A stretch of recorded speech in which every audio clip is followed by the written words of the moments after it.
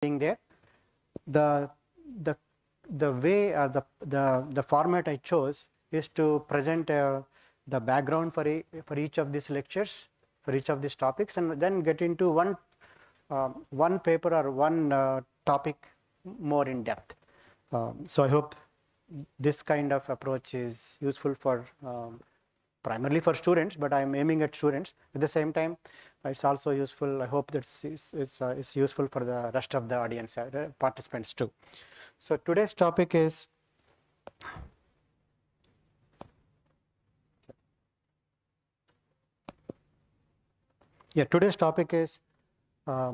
autonomy and human autonomy teaming and AI in airspace. So these are the topics I want to cover. These topics are covered at a very high level, in the sense I'm going to give you overview and point out things that are currently I'm working on. So it doesn't involve what I call a lot of mathematics or models. It's just it's an overview, concepts and overview.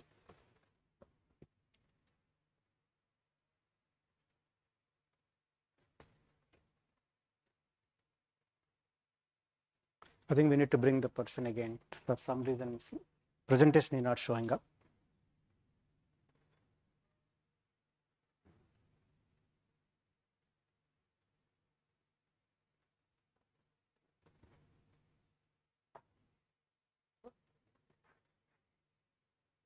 All right, that's okay, good.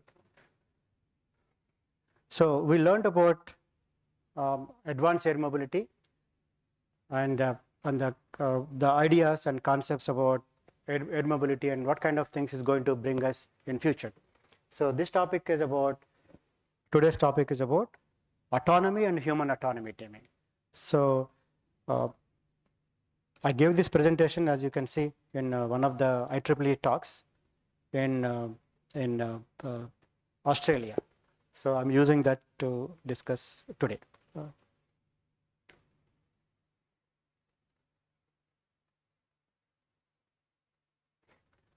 I am in charge for the Autonomous Systems Lab and also participant of the Center for Integrated and Intelligent Mobility Systems, as I mentioned before.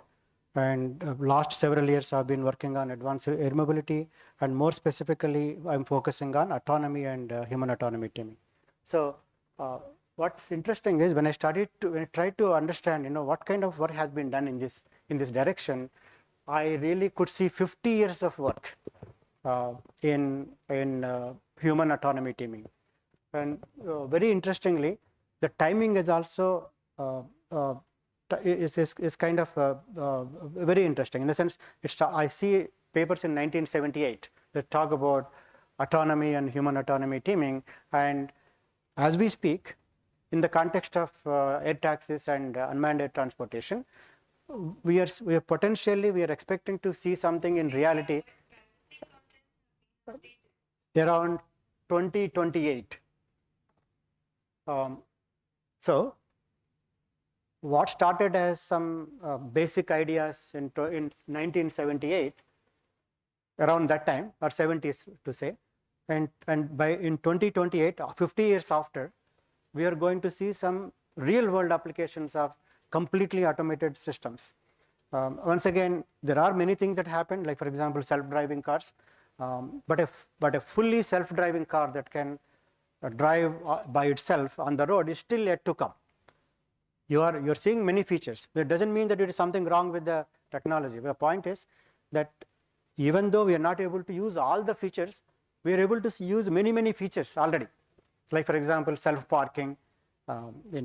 So those kind of, you may not be able to see a James Bond type of car where you press a button and the car will come to you and you sit in it. That's probably may not happen for a long time. Maybe for a long time also you may not see those kind of outcomes, but probably yes, a autonomous vehicle or autonomous flying vehicle, or like a flying car or autonomous air taxi, is probably within the horizon. And the expectation is, in the US, the plan is to see those things in reality in next few years, probably 2030. In fact, few years ago, I gave a TED talk and I said by 2030 potentially we are going to see. And interestingly, when I saw a agenda or a plan from FAA, the plan says by 28 we should see autonomous vehicles, autonomous air vehicles in the airspace. So I took some time to understand how the technology progressed over the last 5 decades. In this process, I saw some reports by an organization called by an organization that's called Academy's Press, National Academy's Press. So it's like a think tank.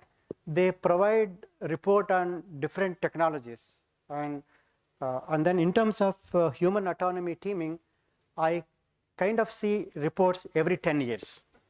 Okay, so I have seen reports in report in 1978. That was the first report on this topic, and then I saw probably around 98. I saw another report. Probably there was one in 88 also. But typically, on the average, every 10 years I see a report. And in this report, the fundamental question that is being answered is: do we need to have humans in the autonomy systems? That means also it's addressing the question of what is the role of human beings and how much, and can we completely remove the human being from the autonomous systems? These questions are far-reaching in the sense they are not focused around only on the technology. They're also looking at psychological aspects and behavioral science, and it's a truly multidisciplinary point of perspective. So meaning that how is this autonomy progressing? That's one thing we're trying to see in this. Second is, do we still need human being in that? Then what's interesting is about in 2018, the last report I saw says you still need human beings. It's a simple conclusion, but it's based on experts' advice or expertise of several experts from different fields. So that answer today, if we ask the same question, do we need human being? Most probably the answer is most people feel it is required. Without human being, you cannot leave a safety critical system such as autonomous vehicle or autonomous air vehicle completely to the machine. So anyway, we'll look into this a little more in detail.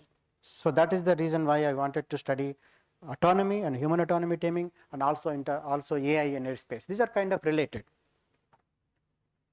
Okay, these are my. Just wanted to say many of my students actually contributed to my research work, and I just showed them here. Okay, so it's one important factor to consider here is in 2023, FAA, Federal Aviation Administration in the US, released a document called Innovate 28. And the fundamental idea over there is from 23 to 28, in 5 years, they want to push this technology of advanced air mobility and make sure with an objective, rather, it's not a making sure, with an objective of seeing these vehicles in the real world. And then it's more like a planning document. How to make these air vehicles autonomous, how to see these autonomous air vehicles in real world. For that, they came up with a sequence of steps. And the goal is to see this significant outcome in 2028. Now, we briefly talked about this. The key technological elements in advanced air mobility include autonomy, which is a top topic. And then autonomy in what? Autonomy in traffic management. And then, of course, it requires communication support. Autonomy is also important in air-to-air conflict management, collision avoidance. Okay, so autonomy and in some sense communication support enables autonomy. Autonomy cannot happen without several other pillars, and one of them is communication support. Okay, and other things are also they're also required. For example, somebody said, I was hearing some lecture, and then they said to cook food you need fire, but fire alone is not sufficient. You need water as well. So all these are also required. So what I'm saying is, autonomy is good, maybe intelligent decision making, you need sensors, you need to have situational awareness. Those are required, but there are several other things that are also required. Okay, so security, privacy, community acceptance. These are all the elements that enable finally autonomy. Autonomy. What exactly you mean by autonomy? From the takeoff to landing, you want the vehicle to completely fly on its own, being aware of the situation in the airspace, avoiding obstacles, and following the protocols that we design, like for example, collision avoidance protocols or traffic rules. So we are trying to build an overall system. So autonomy is not a single technology; it's a combination of multiple technologies, and all these things are relevant to this. Okay, here is a series of documents from the progress or evolution of autonomy from 1978 to 2018, and I'm actually using 2028 as a target date because FAA suggested by 2028 we want to see this autonomous vehicles in the airspace. So I don't think anybody planned that we want 50 years we are going to see, even though probably some predictions might be there, but they are not based on any concrete evidence or concrete realistic processes. So point is, in 1978, there is an article that talks about human-computer control of undersea teleoperators. This document is obviously the professors, the researchers at that time, they're actually typing. Even my dissertation, my MTech thesis or master's thesis was typed. We sat with the people who with the typewriter and we did that. But today, we have the luxury of doing everything and a lot of tools to help us. But in 1978, if you get a chance, take a look. And that Sheridan is one of the person who was at MIT, and the laboratory called man-machine systems.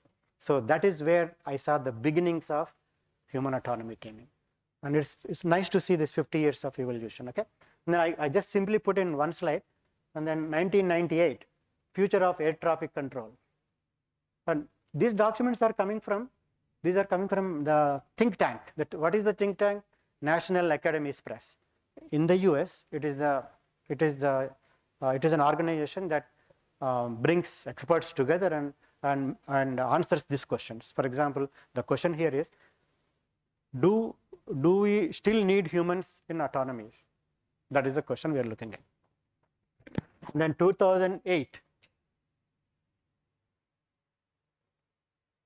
humans are still vital after all these years of automation.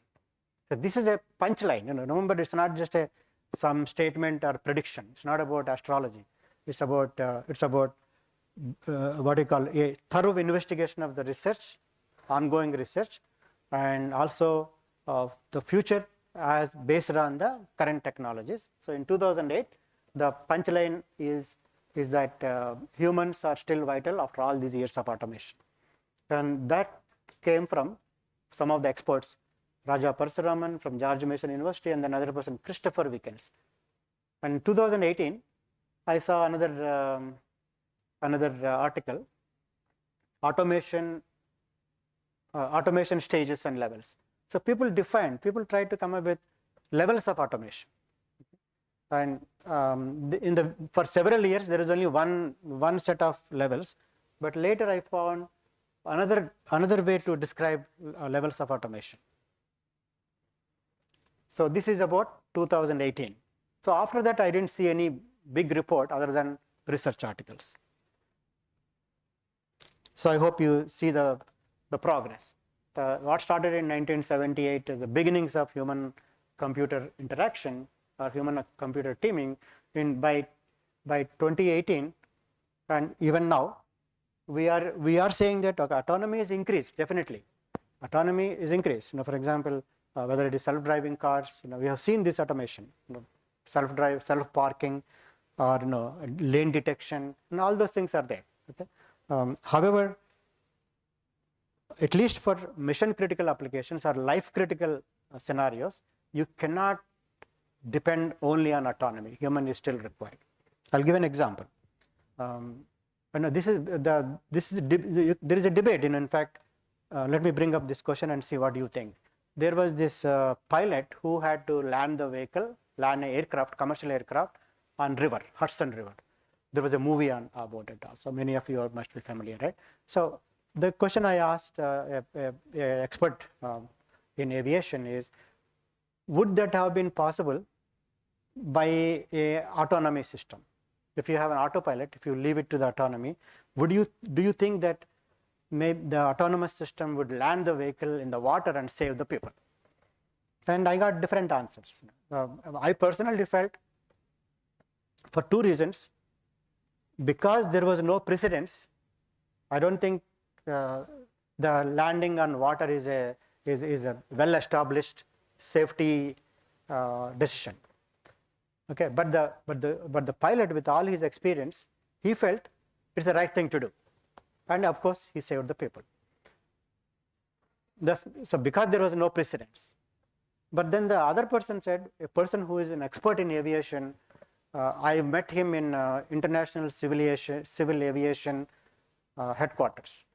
There was a very first meeting of advanced air mobility in Montreal at the International Civil Aviation headquarters. It's called ICAO headquarters.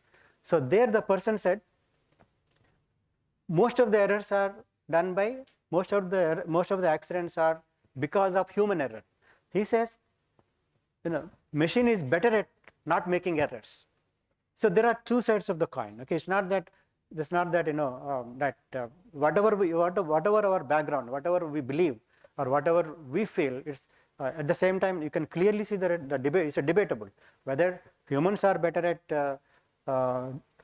what you call safety, especially in critical systems, or it is machines.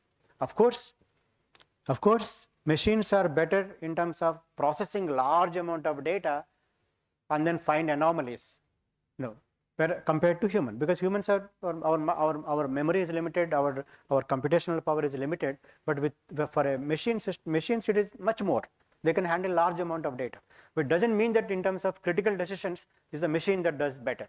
So the point is, this itself is a debatable question, but what I see from all this is that this, based on the literature, based on the experts input, at this point, even though in 2018 we felt that, 2028, 2025 also is the same. I don't think we have made a big change where we can say, oh, now we can depend on autonomy. No, that's not. I don't think that is the situation. But probably we need to wait for another report from the National Academies Press to see where we are exactly.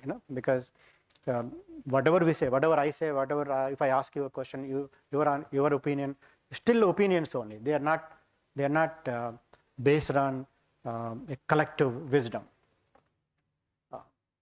All right. So the reason why I'm interested in this topic is looking at this progress and see so how can we do better. Basically, ultimately the question is, it's not about the question is about whether humans are better or machine better. That's not the question. How can we provide safety in the airspace, or safety? How can we safeguard how can we protect life of human beings? That is more important than asking these questions. But it doesn't matter what answer we get, whether humans are needed or humans are not needed. But the point is, can we provide assurance of safety assurance? Okay, so that is the key fundamental question. Okay, and then you can put a bunch of people in a room and say, oh, what do you mean by autonomous system? You will never come to a consensus. It's very interesting. What definition of autonomy, autonomous system, and even the definition of artificial intelligence. What is artificial intelligence? You will see something, but there is no consensus about in definitions. But nonetheless, here is one way to describe. Autonomous system is a system equipped with sensors and actuations for mobility and manipulation, capable of autonomous decision making and control over short periods of time and restricted conditions. It's a reasonable definition. Okay, so because see, putting a lot of constraints, you are not blanket. You're not giving a blanket definition. You're saying, provided you within this scope, okay, we can define the autonomous system. I hope You understand the point. The second is human operated. Remotely monitors, a human operator remotely monitors and intermittently operates directly or reprogram the autonomous system as needed. And who are the people who actually contributed to this kind of definitions? Way back in 1978, I already showed you the article, Sheridan, very well known for as one of the four front runners, early researchers in this field.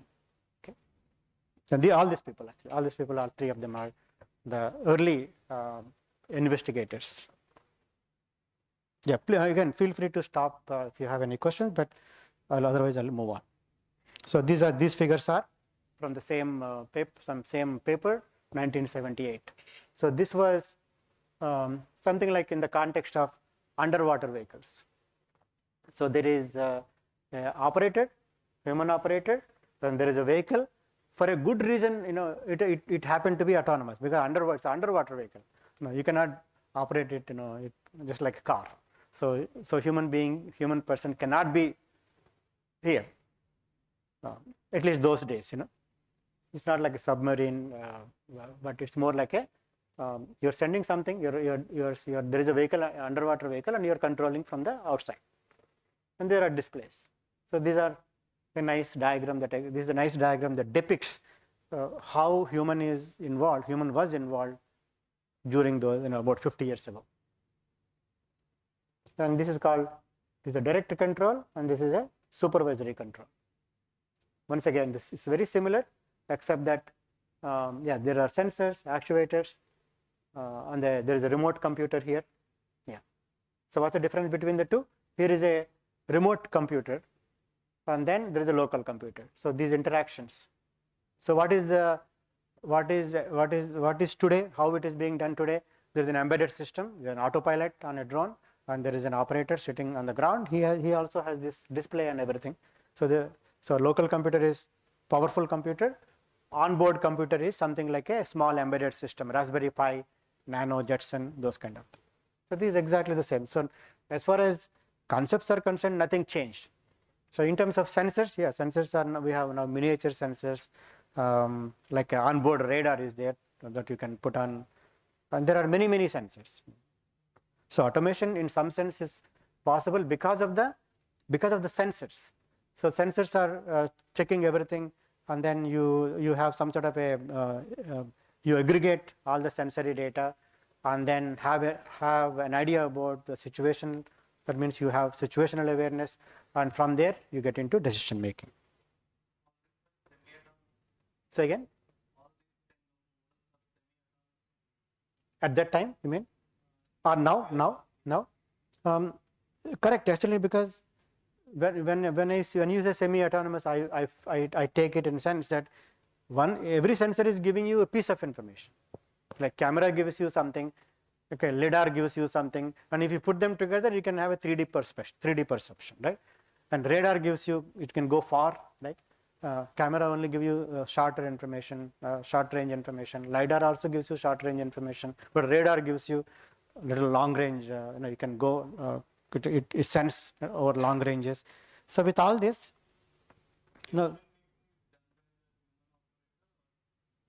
I see. Well, at that time we only human operated, but now, in terms of flights, it's possible to completely automate from takeoff to landing. You can completely automate the flight, but point is, even though you have such option, you cannot go and leave the monitor. You cannot assume that everything will go according to the plan and say go and sleep. That's not possible, right?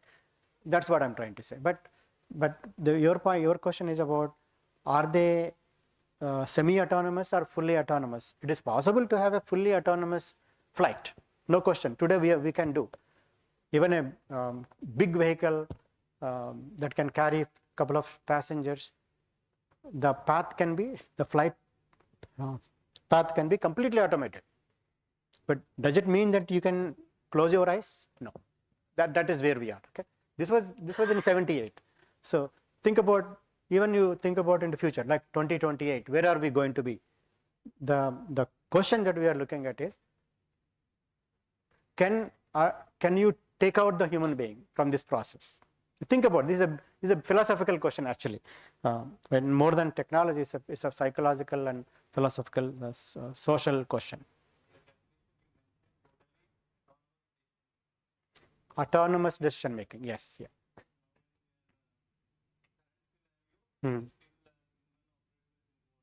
Yeah. Yeah, at least to some extent. So I'm not saying a human has to do everything, do a lot of work, but you cannot close your eyes. Okay, that's the point. And look, let's look at further things. Okay. Okay. The next step is roles of human and computer. Now, what is the role of in autonomy? In the world of autonomy, what is the role of a human being and what is the role of a computer? Once again, this is only 78. Okay. These are the levels. See, the beauty is to understand, to see the evolution. Where were we 50 years ago, and where are we going to see? Where are we going to be in 2028? The reason I stopped at 2028 is I see exactly 50 years. 1978, this paper came out, and 2028, FAA wants to see autonomous air taxis. So that's why I came up with this 50 years, but it was not written anywhere. Nobody has pre-planned. Oh, 50 years you're going to see this. Nobody said that. There were predictions, of course. You can make predictions, but they are like what you call kalajnanam, or some that those don't work in science. Science don't accept that. Okay. Okay. Look at this. Some examples. Okay. Human behavioral components. Human behavioral components are form of coordination or communication, human supervisory roles, man-computer control relationship, computer operating. So here is some ideas that are presented in way back in 78. Maybe, okay, look at this: command, observe, imagine. That's one level. Then here, plan, order, or maybe command, teleoperator action, monitor what happened, and intervene if something is needed. So these are the processes that they came up with. And then in terms of interaction, so look at this. In this case, if you look at each of these rows, you can see different roles of human being. I think that's the message here. What is in one case, human is supervising. Human operator makes a plan and go ahead and implement the or order or command or send the control. Or order means like think of like command and control. Even now we use C2 link. So you're planning and executing it. Think of like execution, and you're watching everything going well, and then intervene if needed. That is even now it is valid. So I'll only focus on this chain of process. So what happens today? After several years, after several nearly 50 years. So what do? I'll show you the sequence of operations for a automated taking and landing from the beginning to end. In fact, fortunately, as I said, I'm involved in not only doing research but also in the real world scenarios. I'll show you. I'll talk about that. So what do? You make a plan. In the real world, when air taxis are going to be more relevant, more practical, first thing is you make a plan. So what do you mean by that? Like you want to go from, let's say, from Warangal, NIT Warangal to Hyderabad airport. So the first thing is planning. There are a lot of tools today that are available. You can make that flight plan. So what does flight plan actually involves? Starting from the vehicle in rest, you need to make a plan like, imagine let's say if it is a vertical takeoff and landing vehicle, which are typically used for air taxis. The vehicle will start from some location, and then it goes vertically. That's why it's called vertical takeoff and landing. It goes vertical, and then it climbs to a certain height.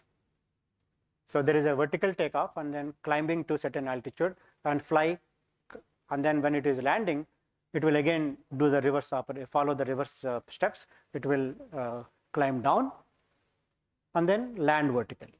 So it's like we call that as the house model. So that's a typical path. Okay, so you are taking off from a rooftop vertically, climb at an inclination, fly horizontally, then climb down, then you vertically land. So remember, notice these locations. From here to here, you are taking off, or you're lifting, airlift, and then or vertically. Then your 2 points are important. Where are you now, and where you are supposed to go, and when do you start climbing, and then what is, so these are called inflection points. Point number 1, takeoff location, and when do you start climbing? There's another location, and then third location is when you start horizontal flight. Third location. Fourth location is when you start climbing down.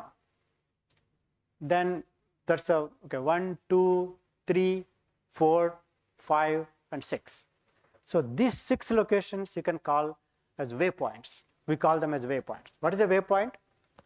Follow this carefully. So I'm trying to explain what exactly you mean by automation in the world of air taxis. So these 6 points, I only gave minimum, like something like 6 points, but you could have as many points, 100 points or 200 points. But typically what you do is, whenever there is a change in direction, that's when you declare that as an extra point. And there is no, if you're just horizontally flying from point 1 to point 2, there is no need to give intermediate points. But if you want, you can give the 2. It doesn't stop. So basically, when you make a plan, you are giving all these waypoints. And what do you mean by a waypoint? The XYZ location, altitude, longitude, latitude, plus expected time of arrival. When are you supposed to reach that location? Right? You see the point, and there you see I hope it's easy to follow. The next thing is what velocity you are maintaining, what speed you are maintaining, and heading. So these are the minimum set of points. So these are called waypoint. Now just pick one option is, okay, you can just give these waypoints, and there, this is my flight plan. So that you do in the beginning itself. Like for example, if tomorrow, let's say, and let's think about 2030. This is how in my TED talk I said, oh, imagine a day in 2030 and you want to go somewhere. Let's say sometime in 2030 you want to, all these flights are ready, and you are planning to get onto air taxi and then go to Hyderabad airport. So you make a reservation, probably a few days before, right? So and then the operator, whoever is at Warangal Vertiport or NIT Vertiport, the operator will make the plan for you. Okay, that's all something like pre-planning. But when the time comes, so let's say 10 o'clock you're supposed to fly. So at that time, few minutes before, we have to check. And what kind of checks you need to do? How is the weather? This clearly you have to check weather. If the weather is bad, and if air taxi cannot handle that, for example, bad weather, then obviously postpone. Just like any flight plan. Remember, we are removing the pilot. There is no pilot anymore. We are talking about fully autonomous flight. I'm trying to explain you what does it take to fly a vehicle autonomously. The other thing is, keep in mind, there is no air traffic control. The government is not going to involve in the flight business, in the autonomous vehicle business. So which means that it's a private industry which is working together collaboratively. And of course, there is a help from government.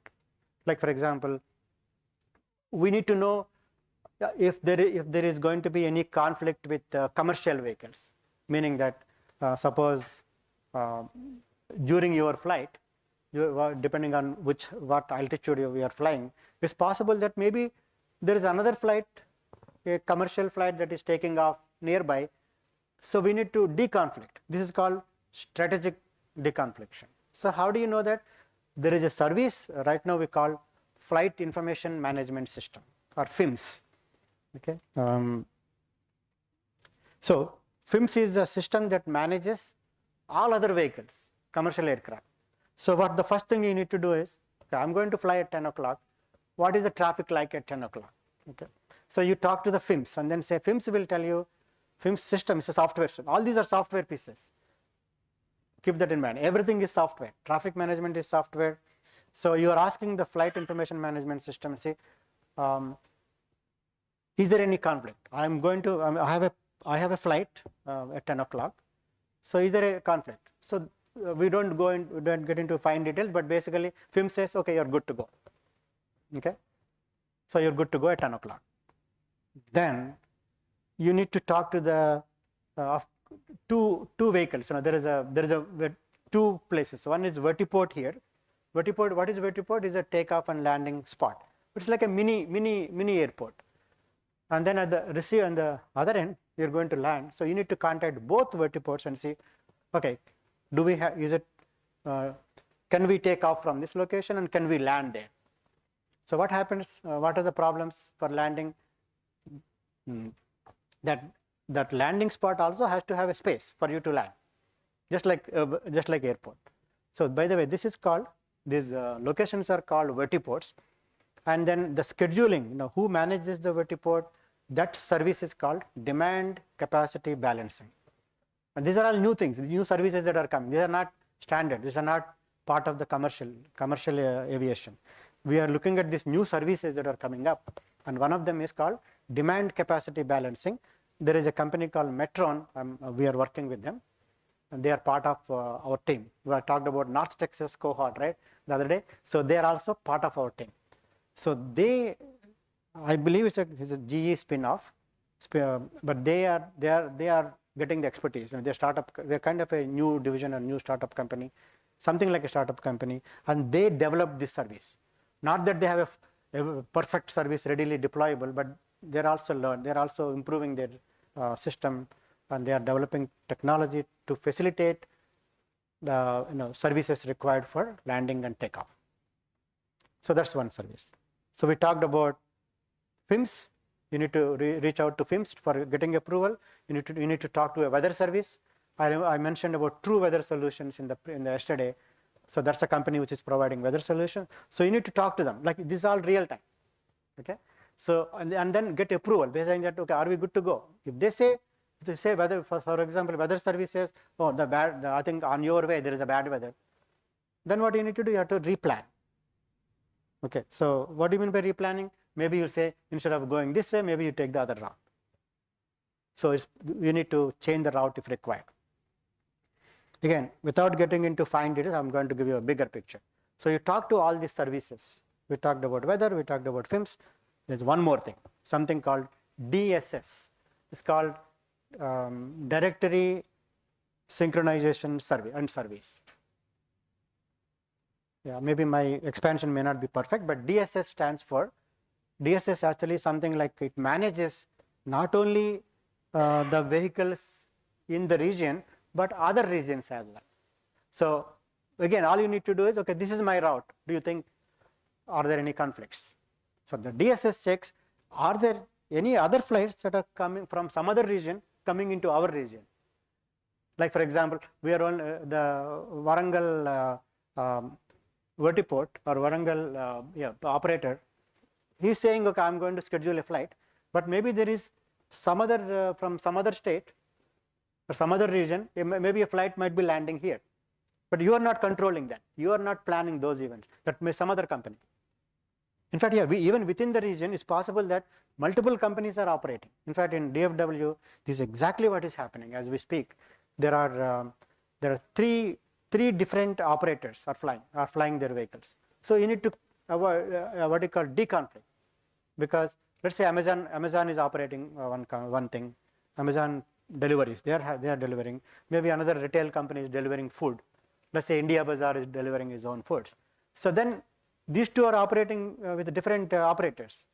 So who coordinates? The DSS system. It manages. All it does is, okay, if anybody wants to fly, you need to tell me. So DSS will maintain a list of all those things. So it's a beautiful ecosystem. The nice thing is, I was able to, in our region, the North Texas cohort, which I am leading with another industry person, together we are working to do a lot of simulations. And as I told you yesterday, on October 11th, 2022, we did the very first experiment, and it was successful, grand success. And mostly the success is because every software piece, we talked about DSS, we talked about weather service, we talked about demand capacity balancing, we talked about the operator. All these systems work so perfect. And you can see the article I mentioned about there was an article I published in IEEE Spectrum showcasing how we were able to do. So from here, 1978, today we are in a much better position, obviously, because there are flights. Number one, there are flights, and there are sensors. There are a lot of IoTs, and generally sensor technologies evolved a lot. And yeah, we are ready for prime time. Prime time in the sense we are ready for drone deliveries, which are happening now, not at a large scale, but yeah, in major cities things are happening. But how about air taxis? When will we be ready? The plan is to sometime in few years. You cannot exactly predict the state, but it depends on, of course, governments and also regulations, how fast we are able to come up with these regulations and all that. Yeah, one more important thing is, for autonomy to be successful, we need to have autonomous vehicle, number one, obviously, that can fly from minimum input, like command and controls from the ground, or maybe give a flight plan. As I said, if you give this flight plan, yeah, the vehicle should be able to fly accordingly. But then what happens if suddenly something happens? If suddenly there is a hailstorm, suddenly there is a turbulence, then what do? The vehicle is supposed to take care of itself. Sometimes you can take the help from the ground control station, but most of the time, in very time sensitive critical applications, utilizing its sensory sensors, it should be able to assess the situation and take immediate action right away. So those things are challenging, of course. Even the technology is developed so well, but there will be new scenarios that might develop, a scenario that you never come across. In fact, yesterday I was telling, just hypothetically, suppose say for some reason maybe a middle-aged person or an older person gets a heart attack while in the vehicle. What do? And how does he convey the message? It's not like pick up a phone and that's not possible. So somehow there should be enough tools enough mechanisms, enough solutions or processes that we need to have for passenger safety in the aircraft. Are we thinking all this? No, we are not ready there. We are not even thinking about this. The reason is, at this point, we only say we want a self-autonomous vehicle. We want to say we want to have air corridors. All those are coming up, but there's a lot more to go to minimize the human operator's role in the autonomy. But anyway, okay. Here again I'm referring to 1978 because that's where these levels came out. Scales of autonomy. 10 levels. People came up with 10 layers, 10 levels. The top one is, so it makes sense to put one in the down. In fact, one is completely autonomous. Computer offers no assistance. Sorry, the other way. 10 is the highest level. The computer decides everything, ignoring the human. So that's a fully autonomous vehicle. And the last one is 1. No, not using computer. Human is taking all the decisions. And take a look, these are reasonable. And these 10 levels of automation stayed with us for almost decades, for 30 years. So notice, this is the power of research. If you think deeply, then you can come up with some ideas that stay forever in the literature. So this is the definition of autonomy. This is the levels of autonomy that were developed by few experts. And you see the same names really. And some of them are still working, especially Parasuraman, for example, even Weekends. In 2018, he wrote an article. And look at this. Let's look at the second one. Computer offers a complete set of decision action alternatives. Something is missing here. Oh, by the way, I think these are you need to go read from here. Start reading from here, and then it's like reverse. So this says computer offers complete set of decision action alternatives, or narrows the selection down to a few, or suggests one alternative. That's how you need to I kept the original spirit, and I just basically it's a credit is the sources are from here, but I didn't want to change anything. I wanted to show you what was the thought process in those days. Okay? It's so beautiful to see this. Yeah. So in 1998, as I was mentioning, there is a entity called National Academies Press. Actually, it's called NAP, National Academies Press. They are not only look at all technologies like air traffic, artificial intelligence. There was a document on artificial intelligence. So it's a very good resource if you want to say, oh, where are we in AI? What's the world thinking? And remember, it is national. And of course, this is in the US, but it is worth reading. It's worth reading to see how experts in the US think about the future of AI. I remember I told you, I gave you very important input. He said,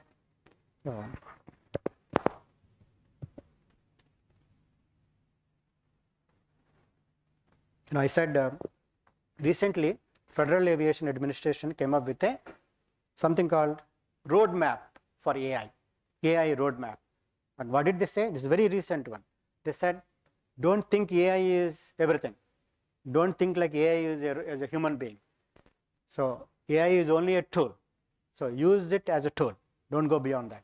It's very important. It's not some random statement. It's a well thought about direction that FAA says. So in 1998, there was this document, The Future of Air Traffic Control, Human Operators Automation. Obviously, look at the names also. These names are same names that we saw.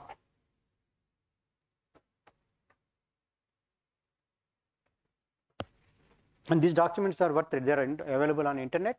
Take a look if you have time. And fast forward 1998. So, Raghunath Garu, we are actually looking at the evolution of autonomy 50 years ago and how we are today. Where are we today? Where were we in 1978? So now we are looking at 1998 today.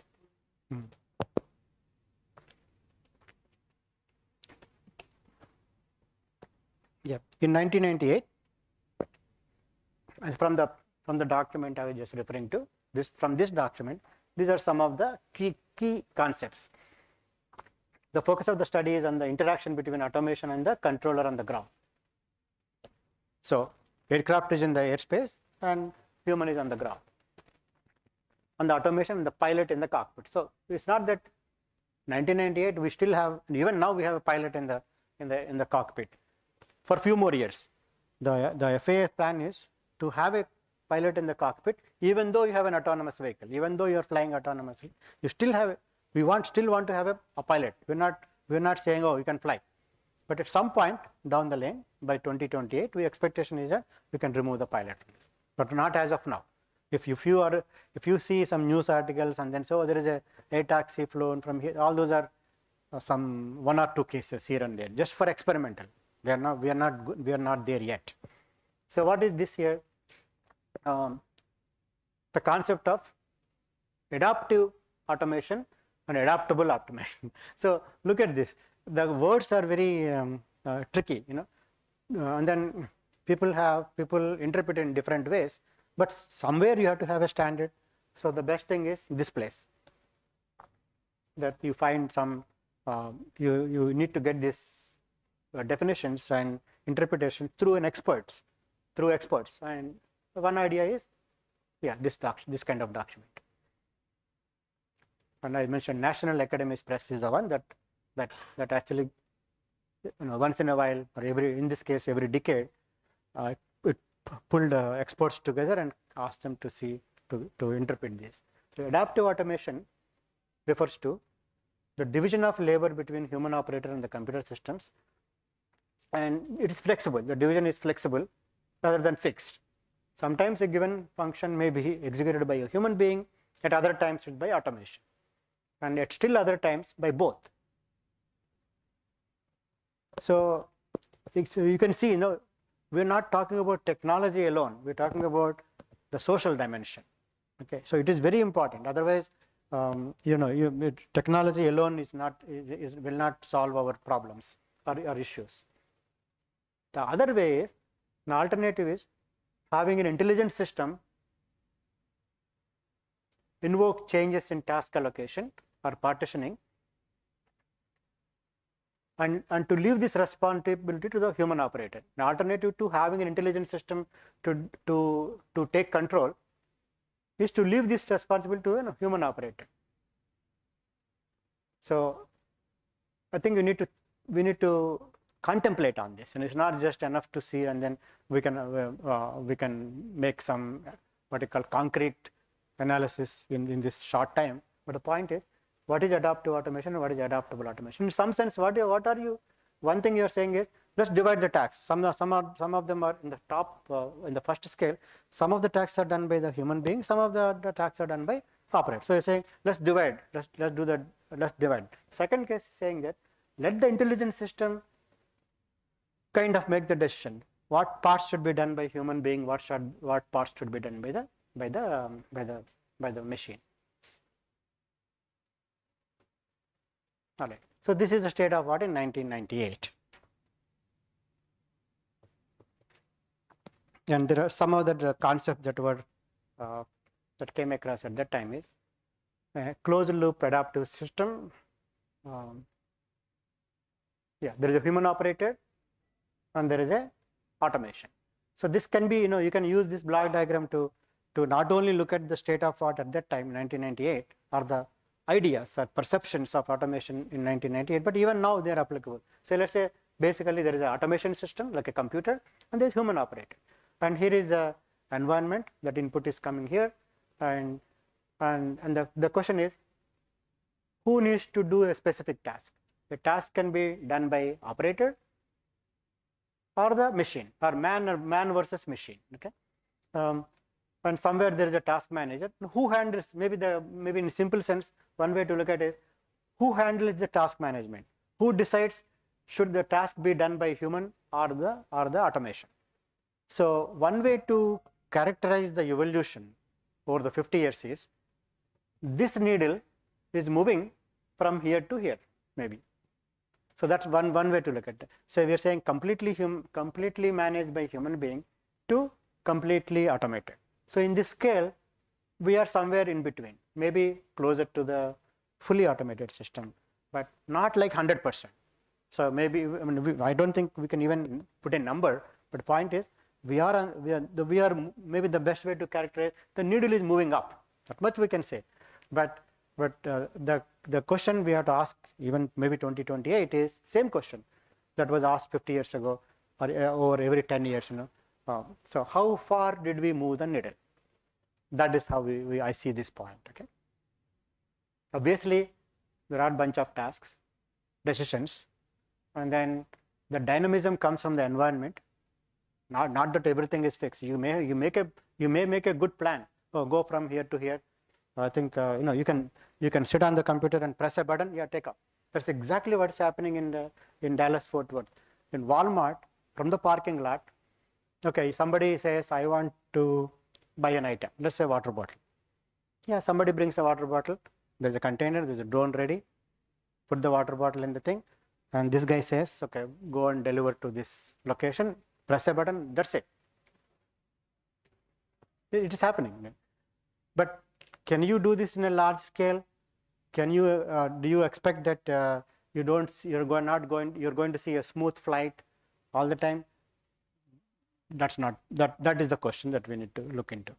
Right? So these are like simple experiments. 2 minutes, or maybe 2 mile radius, maybe 3-4 pounds of weight. And the operators are saying, in fact, I had a personal interaction with people who are doing this. So we don't have anything to do, they say. But you have to understand the context. First of all, still experimental. They are delivering things. They say, okay, in fact, one of my students, because we work in this area very closely, one of my students actually ordered some item, and he took a video of when the drone is coming to his place. The drone comes to the location, and then it lowers a box, and then it will pull back after it's lowered. So it's not that it's going to come and stop on your driveway. It's not possible. But even this is pretty interesting. Yeah, you don't need to land. You can deliver it and then go.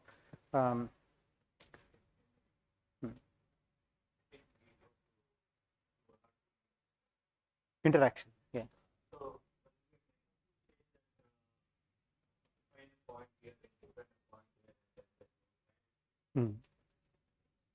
The drone needs some coordinates to fly. Yeah. So those coordinates are they are getting it from satellite. They are GPS coordinates. They are GPS. In fact, in the example I said, so let's take like minimum set of points. One is, okay, the vehicle is here, it's resting. Now it takes off, and then at some point it's vertically takes off. So the point number 1, point number 2, then it starts climbing, point number 3, and then it horizontally flies for some distance, point number 4. Then it starts climbing down. That's point number 5, and then it lands. Yeah.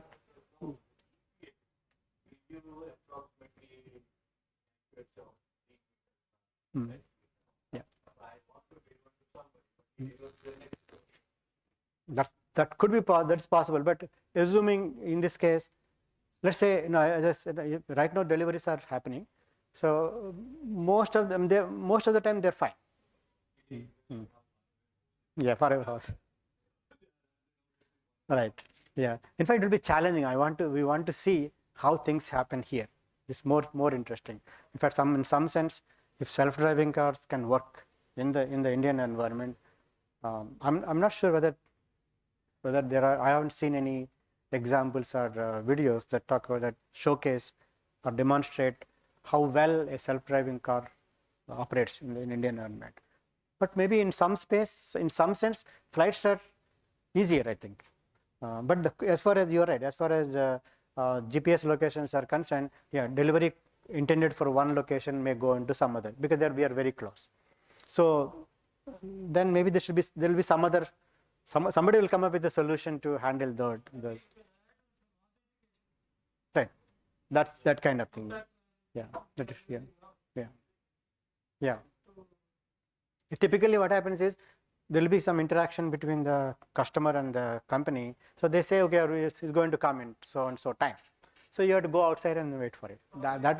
Those things. Yeah, OTP or something, right? Sure, yeah. So those additional things are required. Yeah.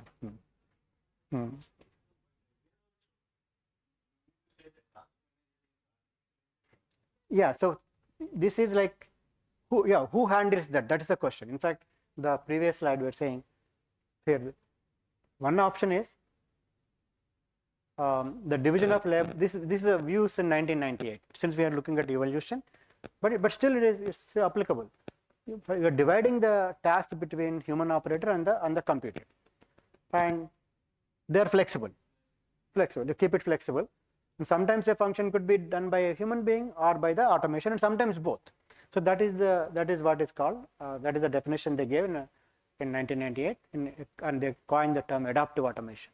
But then the other is, let the machine take over. This is the interesting. To have the intelligent system make the decision, and is the other way actually. Alternative is to leave this responsibility to human operator. Again, it's old. It's not new. It's not recent. In 1980, that's called adaptable automation.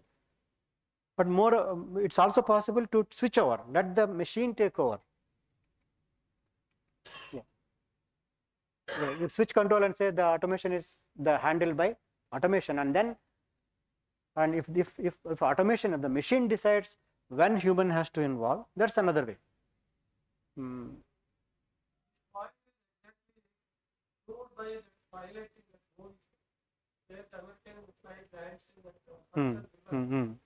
I was exactly referring to this.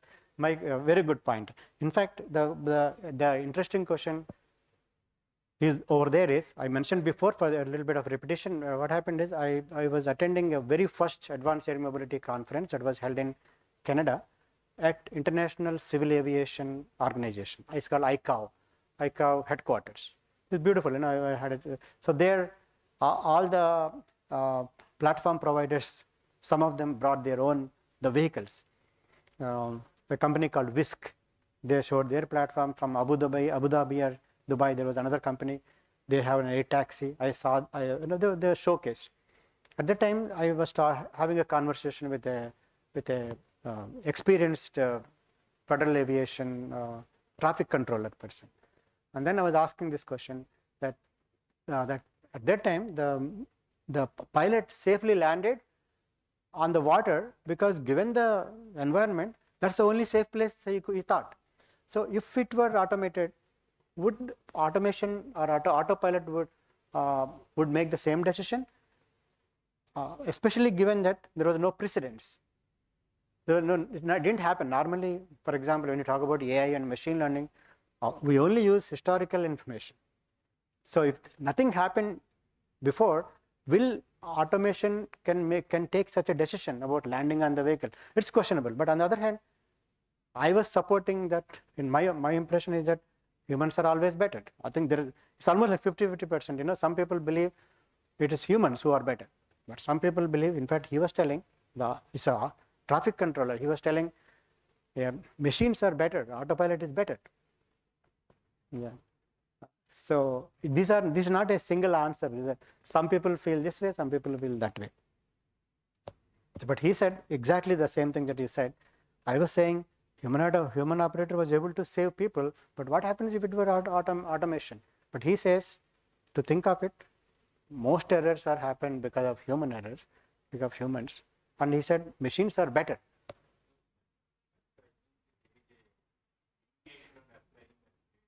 Hmm.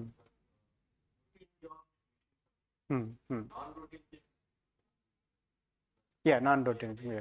That's true. That's true. That's true. But then the machines are better. You're right. That I also am on the same thought. The point is, if something new happens, some unexpected thing, yeah, that you haven't seen, then what happens? Probably computer will give up and yeah, and the program will take some decision depending on how you program it. Yeah. All right. And just to, oh yeah, sure, yeah, right. Yeah. I think let him come and stop this. Time critical applications. Mm-hmm. AI is failing. Yeah. Yeah. In fact, that's correct. In fact, very good point. So in time critical applications or life critical systems, can we rely on I'm going to bring one example. In fact, that currently we wrote a proposal together. One of the things is about that. Interestingly, the human autonomy teaming is a beautiful topic. So that's why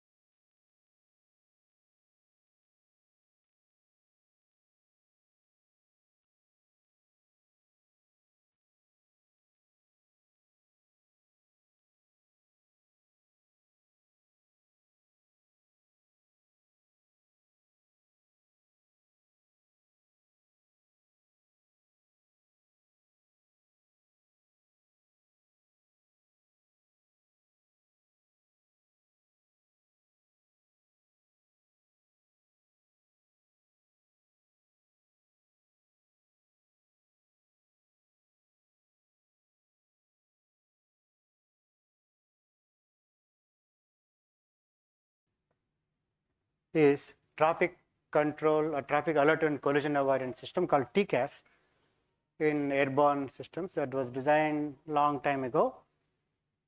And this, by the way, this source is coming from 1998. So this device was there at that time. So this TCAS system is designed to advise, alert, and if necessary, provide or issue visual and auditory resolution advisory. So basically, it gives you a solution to an approach to follow for the pilots to avoid a potential collision.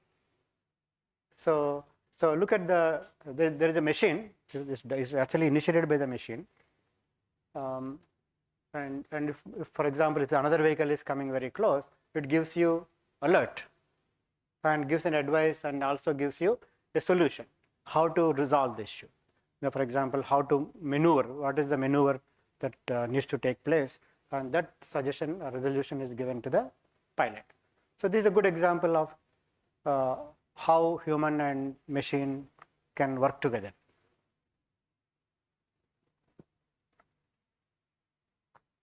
Now we are moving to 2008. We talked about 10 stages of autonomy before, 10 levels of autonomy, but then in around time, the new suggestions were made, or new levels or new stages of automation were defined. As opposed to 10, you don't need 10 levels, but let's come up with stages of autonomy. So they defined something called 4 stages of autonomy. The key observation is, starting from 1978, when 10 levels of autonomy were defined, the first time again after 30 years, they defined the definitions of or stages of autonomy came. And this is more of you can see the trend. Now the first level is information acquisition and analysis, decision making, and reliance and compliance, and fourth is adaptive automation. So these are not exactly along the lines of those 10 levels. Those 10 levels are like they provide a spectrum of the sharing between humans and machines. That says at one level, highest level, this machine does everything. Human is out of the picture. At the lowest level is the machine, human does everything and machine does nothing. So that is the spectrum. But in terms of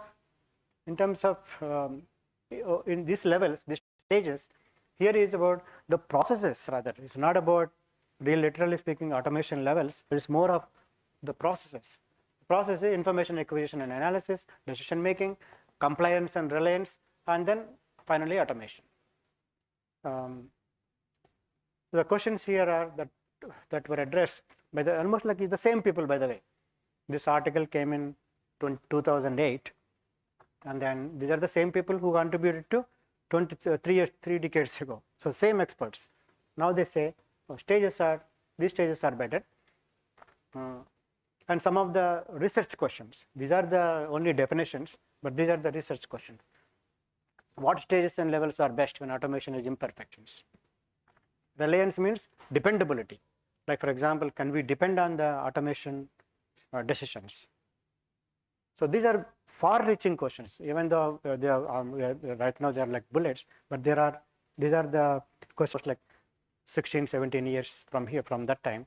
But still we think of like in the middle, what started in 1978 as the initial studies of automation, now our human automation interaction. By 2008, I think it transformed into a situation where the focus is again more closer interaction between humans and autonomy, and like integrating human and autonomy teaming. And also the question is what is the best way to integrate? What is the best way for a human to integrate or interact with the automation, or what is the reliance level? What is the balancing between in general, say human versus human and automation? So I think this captures the thought process in 2008. Like a protocol. Yeah, protocol. In fact, yeah, how to seamlessly work together. How can this interaction be so seamless? And balancing also. Again, no matter how best I try to describe, it's not enough to capture the essence of this. The best thing is if you read this article, you will get a better picture. So what I did is I took this 50 years of evolution and I'm trying to capture the how this evolved over the 50 years. Yeah, but again, one slide cannot capture the work done over decades, right? So, but please take time to read this if you are interested in this kind of work. The main point is same experts who were involved right from the beginning, they took time to describe or discuss this or rather summarize the progress. So we talked about these 4 stages. Let's get into a little more detail.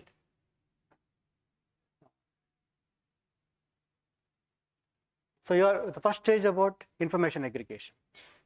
Then, in fact, really speaking, these 4 bullets capture how sensor networks work. In real life, in many applications, we will deploy sensor network. So what do you do with? First thing is gather information. Sometimes a lot more information, lots of information, and you have to figure out what is more important, what's not. Isn't it? Sometimes it's called there is a term I forgot. Over so much of information. You, like I said, if you get a headache and look into the Google or ChatGPT, they'll give you a lot of answers and say they'll scare you. Though you may have a tumor in your head. So in picking the right information also challenging. In fact, in a different context, I was working on a problem where, so let's put a lot of sensors, fine, because you like every inch of an aircraft, you put a sensor. See, it is very relevant for drones also, because if there is a small crack somewhere, you better know now, right away. Right? So you put thousands of sensors, but how do you process all this data? Nothing is happening. You still have to you still get the data, right? So you have to figure out. There are some concepts called how to rank the signals, how to rank the signals that are getting from sensors, and how to prioritize. There's another notion called value of information. Okay. So from a pure signal processing point of view, there's a beautiful work done by some researchers, and I worked on that to see, even though you're having thousands of sensors, but I want to pick top 3 or top n number, top 10 or maybe top 5, and then only deal with those. But how do you figure out what is the rationale? That's a question. So the point here is aggressively filter data. That's what they say. Aggressively filter data to see what should be seen. Humans are not good in processing data, but if you give thousands of sensor data, then humans don't know what to focus on. So we need to have a mechanism. This is a thought process. But notice this cognitive engineering. It's not electrical engineering. This is about cognitive science. In this context, I also wanted to say we are trying to, sometime in future, if things work out, we are building a behavioral laboratory. Actually, there is such a laboratory at my university, but specifically to do with automation, specifically to do with drones and air taxis. So we want to study how many hours a remote pilot can work. What's the best load? Actually, it's called cognitive load, and how many drones an operator can be responsible and be safe. Because there are 10 vehicles in there. Can he handle 10 vehicles at a time? Even though everything is automated, as I said, press a button, yeah, it's going to deliver. But does it mean that he can handle 10 or 20 or 30? How many? Without losing the attention, right? Yeah. Anyway, there are a bunch of examples, but with another scenario, I went to a police control room once. So there were a lot of cameras, a lot of displays, and they are monitoring the whole downtown area, some region, like for example, campus, right? If you go to, if I'm sure there will be something like that, a control room where all these cameras are watching the campus and see everything is going well done. Same thing with traffic. You might be, like for example, in police control room, you might be seeing all the cameras that are at the traffic control, traffic signals. They're feeding information to them, and then they're being displayed. The people over there, they keep watching. But let's say he just for a few seconds, maybe he looks at a different way, and then there might be some accident happens, probably not paying attention. That's possible, right? So it is a challenging thing. Point is, humans are not good at processing a lot of information, seeing many things at the same time. So we need to cut down, we need to filter. Second is integrate that information in a manner so as to form a assessment of the state of the system and to support situational assessment. Now, I think it's very clear, but no, we can discuss for a few minutes. So from this data that you are getting, we should be able to have situational awareness. Okay. The third is recommend an action item. At the end of the day, something called actionable item.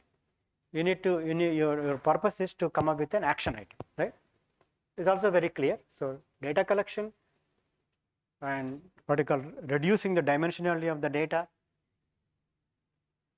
and assess the situation, come up with the action and carry out the action. So this is beautifully laid out. In fact, I think I like this. Earlier we said from the perspective of spectrum of human versus machine, there are 10 levels, but these 4 levels are more closer to implementation, So that's why it is very powerful. So you're saying, okay, I have sensors, I'm collecting all the data, and then how do I turn that into actionable item, and then finally implementing the action. These are beautiful. So once again, this summarizes the progress from 1978 to 2018. So how many years? For 4 decades. In 4 decades, you say, and then there are, of course, if you do some analysis and do your own, think about it and analyze and assess, then you see there's some catching things. But these 4 are pretty meaningful, pretty practical too. So in some sense, these are practical. This is more meaningful in terms of actual implementation.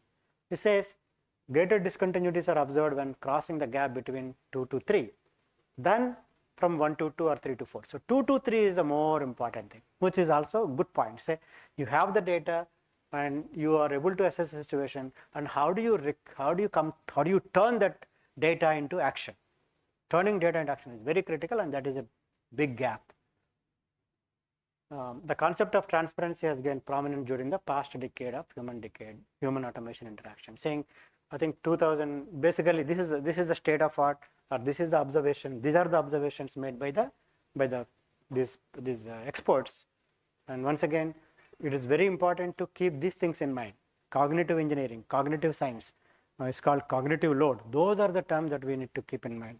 It's not in addition to technological progress, but it's a beautiful summary of the progress up to 2018. Now, I haven't seen a major report like this after that. So obviously, we can do 2018 is only less than 10 years. So it's about 2 plus 5, 7 years. So it's quickly, if you are interested in seeing what happened after 2018, you can look at the literature and come up with your own assessment. But what caught my attention is the FAA implementation strategy saying by 2028, potentially we are going to see the air taxis. So the point is we are moving the needle, and by this time we already moved the needle a lot. And with the advent of AI, again we have to be very, very mindful of the what AI can do. I'll talk briefly about that, but main point is, yes, automation has significantly improved, no question. Yeah, from 2018 to 20, for example, Tesla car and all those things happened later or around that time. Maybe there was work going on, but ultimately in 2020s you saw massive deployment of self-driving cars. But we have seen failures also. So automation has progressed a lot. But definitely, 100% with confidence you can say we moved the needle. What needle I was referring to?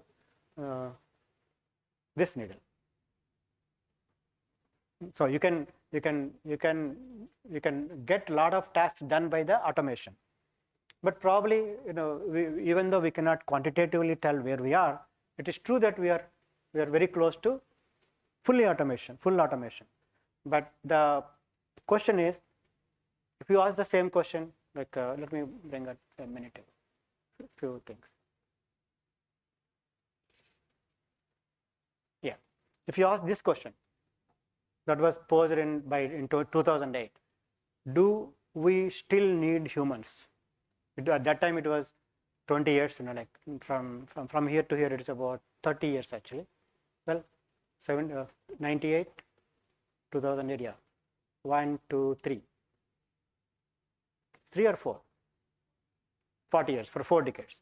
So he was referring to from 1998. Okay, so this report is based on 1998. From these 2 decades, 20 years later, or here let's talk about here in 2008. So 30 years later, are humans still needed? Do we need humans in automation? The answer is yes. 2018, yeah, there was obviously we moved the needle, and 2025, still, we are very close to automation. But if you ask the same question, do we need humans in 2028? The answer is most likely yes. Most likely yes, unless something great happens. Something, and obviously in science miracles don't happen. So, and now what about the AI? I think probably we're not going to answer the questions about what AI can do or what is the power of AI and other, but I'll tell you what kind of things that are possible. What kind of things today, if suppose you are interested in applying AI in airspace. Now, this is also a favorite topic I'm working on. I call AI in airspace. So what kind of things you need actually? And I'm happy to collaborate with anybody who is interested in working in that. I believe we already have we have professor with already expressed interest. Okay. Well, let's wrap this up and then see. So there is this article in 2014. Let's look at the spirit of this. Okay. This is a matrix: information to action.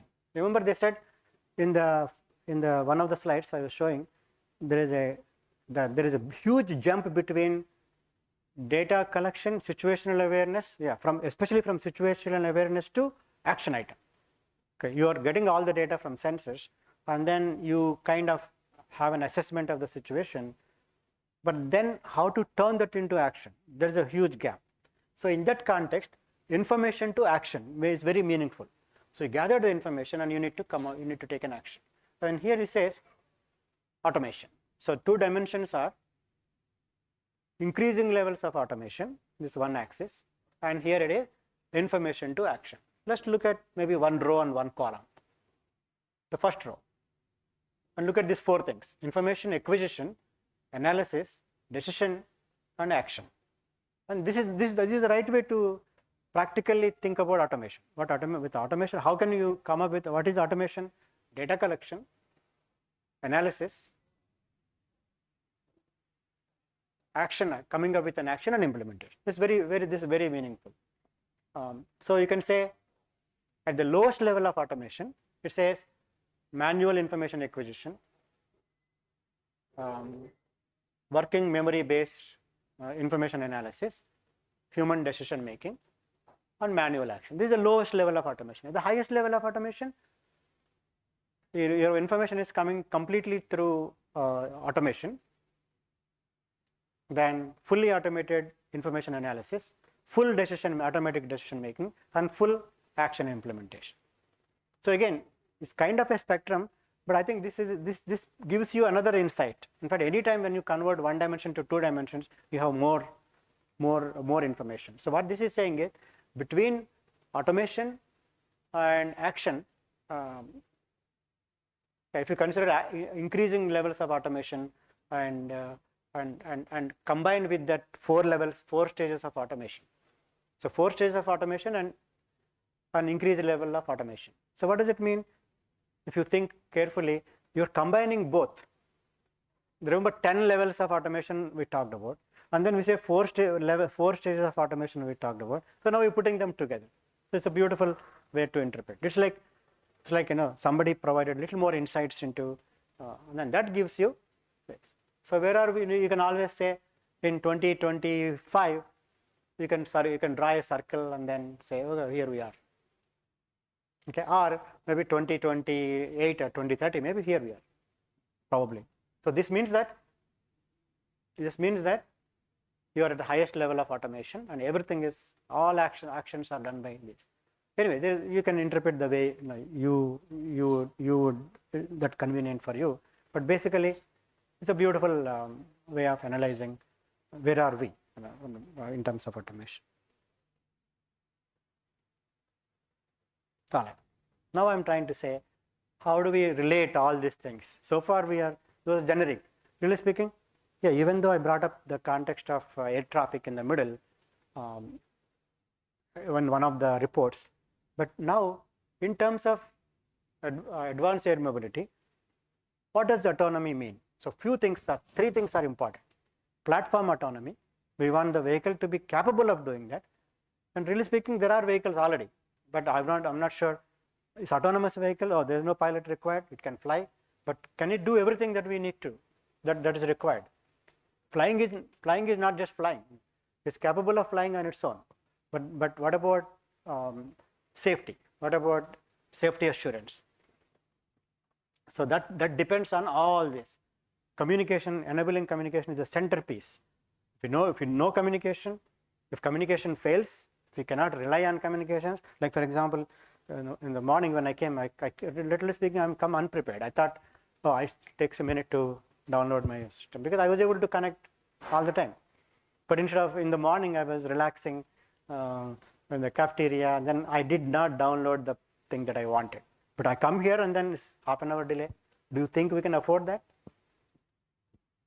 Certainly not. So here communication is so critical. It's not enough to have some communication. It should be 100% reliable. Resiliency, meaning that if satellite communication doesn't work, you should be able to use cellular. If cellular doesn't work, if both of them fail, then you should be able to use some other mesh radio or something. More importantly, you may be in a situation when two vehicles are coming so close, we can call them as close encounters, then you need to make a decision right there. You may not even have a time to talk to them. So that's where having your own sensors will help.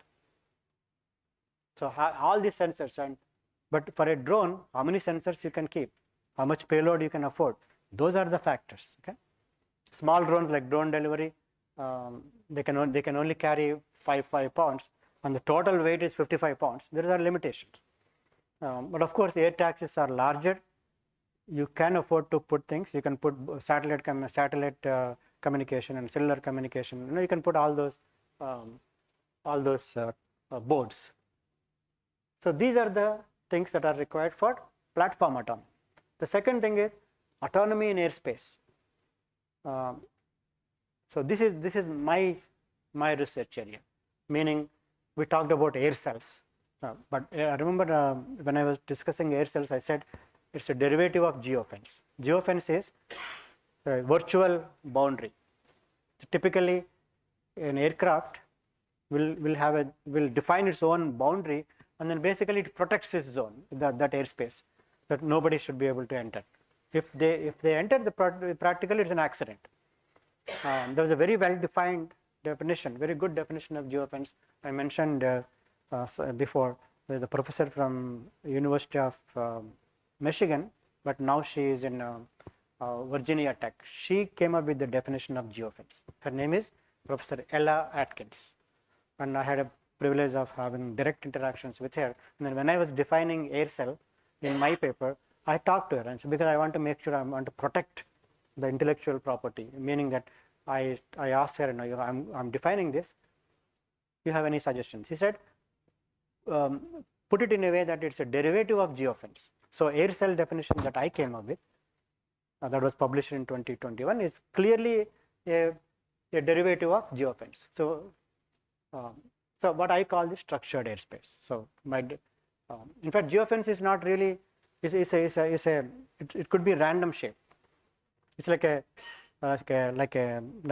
structure in the three-dimensional structure. For example, I talked about octahedron is a 3D structure. Like sphere is a 3D structure, but this is not so. It doesn't have to be like just a sphere. It could be any shape. So that's geofence. Also, geofence could be moving, but whereas the definition of air cell is fixed, typically fixed. And then autonomy in airspace requires an autonomous traffic management. And then, yeah, this is a very, very important development. There are something called visual flight rules and instrument flight rules. They are called IFRs and VFRs. You can Google and then you will find. But for drones, potentially there is a way, potentially we can implement what you call autonomous flight rules or AFRs. So what does it mean? It means that you can define those rules and they should be implemented. They should be enforced. Like for example, let's say between two vehicles there should be 200 meters separation. It should be implementable. It should be enforceable. Okay, and this is more challenging for challenging to enforce. But point is, because of autonomous vehicle and autonomy in airspace, and especially because of structured airspace, it is possible to come up with autonomous flight rules. They are not there yet. See, that's the beauty. If you are interested in doing something, get to the top, and you can do that. And like if you start reading 20-25 articles or 20-24, if nothing is published in your topic, go to 20-24.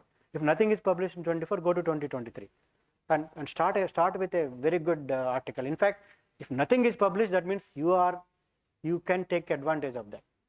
Like for example, there is a IEEE transactions and surveys and tutorial.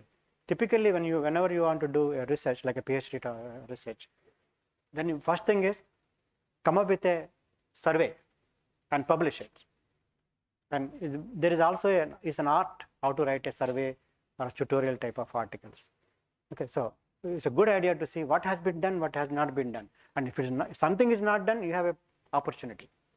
But you need to thoroughly study, spend time, and see. The point is, at this point, I'm saying there are no autonomous flight rules, and of course, you can't come up with you and I cannot come up with the rules. Who comes up with the rules?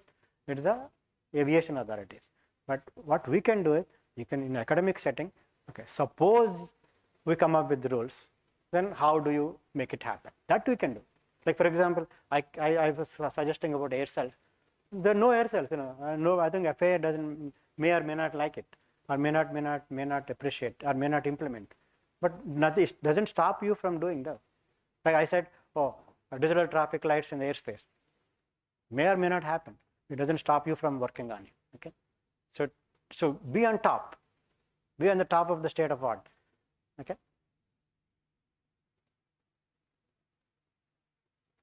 And then infrastructure. You have a platform, you have guidelines, but what about infrastructure? You need for example, say ADSB and radar. We talked about ADSB. What is that? Automated data surveillance broadcasting. So what ADSB? ADSB is something like in and out. It's like a transponder. Okay, in means you are getting data. Out means you are sharing. So what are you sharing? Your location information, your status, that kind of thing. So, and what is radar? Radar is more like passive. It's like if you have a radar on the ground. Also, it could be onboard radar too. You are basically scanning. Remember, at every airport, you will see something is moving, right? So what is it? It's moving. Yeah. In fact, if you remember the Malaysian aircraft that was missing, it was radar, some military radar or some other radar. It caught some last piece of information from that, I believe. So all these are required. So there's a lot of work, but these are very expensive, and like in the sense, for example, communication support. What are you referring to? Base stations on the ground, cellular base stations, or maybe mesh radios or satellite. Probably our capabilities in terms of getting access or purchasing them is challenging. But here you can do. So traffic management, you can come up with some simulation environment and work on it. And you can work with, you can start coming up with some ideas about autonomous flight rules. But assuming you need to include this structured airspaces, and then assuming consider the platform capabilities, and then come up with these rules. Even better, work with some companies or work with the government, work with aviation like DGCA, and see whether you can get a project with them. Okay. Yeah. So this I kind of referred before. I was using this board wall as an example of. So what do you mean by autonomy in airspace? So this is something that you can look at. So this discussion is about autonomous operation that take place on the ground and in the airspace from takeoff to landing. So start with one flight. What happens? You need to, before the departure, you need to plan a route and you need to get approvals. You need to consider weather information. And we talked about DSS, FIMS, all those things, right? And then on the way, what happens? Once you got all the approvals, like I said, let's say 4 days before you plan, I need to go from Warangal to Hyderabad airport in future, 2030. then there is a company which does all this operation. Then you say you reserve make a reservation, and then just before you start, just before your time comes, you're about to walk in, and then press the button and sit into the air taxi. This is fiction, but it's very interesting. Not too far fetching. Okay. So then all these things happen. The final checks. That the operator will say, "Oh, everything is clear. Okay, take off." Then all he does is press a button. That is what is going to happen in that you see. And then on the way, you need to share telemetry where you are, constantly monitoring every second or maybe even more frequently. It is so critical. You need the ground. In fact, somebody in the garage, you don't need or maybe vertiport. Let's say in a vertiport, the big screen will be there, and then the operators will be sitting here and they will see, okay, where is my flight? Every second. Okay, that's your through telemetry. So that means there is a radio on the drone, there's a radio on the ground control station, and then that information is fed to your computer and then your display. Rerouting. Rerouting is something suddenly happened. Oh, there is rain somewhere. When my air taxi, depending on its capabilities, it may or may have to take some alternative routes. It's called rerouting. What does it mean? From the operator, by the way, operator is the responsible person. Whoever is for everything. Safety of the vehicle is ultimately boils down to the operator. So what operator does, he needs to know what should be my alternative. How do I change the route? What is the new route? That comes from maybe weather service. Weather says, oh, this is the area you have to avoid. Then operator will say he needs to get some help from the other services like weather service. And then you have a new route. And that new route, operator will need to upload to the drone. There is an autopilot, small device like I talked about. There is a Pixhawk. Interestingly, a Pixhawk is capable of flying the vehicle autonomously. So that's the reason today we are ready for autonomous flights. But things can happen like this: traffic, weather, and then maybe a flock of birds are on the way, or maybe there is suddenly some fire happened on the ground and you have to avoid that, or maybe there is a presidential entourage coming and then you may have to do something. That's reroute. And prior to landing, you need to check the availability of resources. So this is what I meant by automation. So for this to happen, so many things are required. Structure in the airspace in autonomy in the airspace. I mean structure in the airspace, like air cells and that kind of thing. Traffic rules, automated traffic rules. Today, you can say you can fly. There are so many news articles you see. Oh, there was in Dubai there was a air taxi, right? Or in China there are somebody developed a taxi and there is they already the flight. Some examples of these kind of things. But we're talking about at scale, 100 operations, like 100 or maybe 1,000. It's difficult to put a number there. It depends on how well this technology will be adopted, how well the community accepts it, okay? How much safety we are providing. With all this, it can take off. Like suddenly, you can see exponential rise is possible. But what if you ask me today? Nobody made a single dollar from this. Even drone deliveries I was talking about, it happening for several months. The cost of a delivery is somewhere around $30. So to deliver a salt, the company has to pay somewhere around $30. So we are not there yet.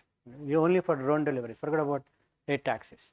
But if that happens, if air taxis become a reality, look at the potential options, like uh, from accident time to hospital, shortest time, 10 for 15 minutes, you save lives.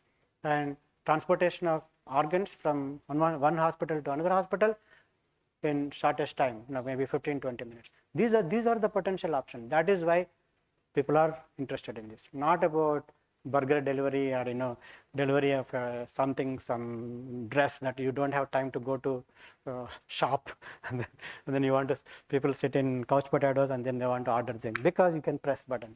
That's not what we are looking for. I am interested in because, or not me, everybody, researchers like you and me are interested in this because there is a potential to make a difference in the society.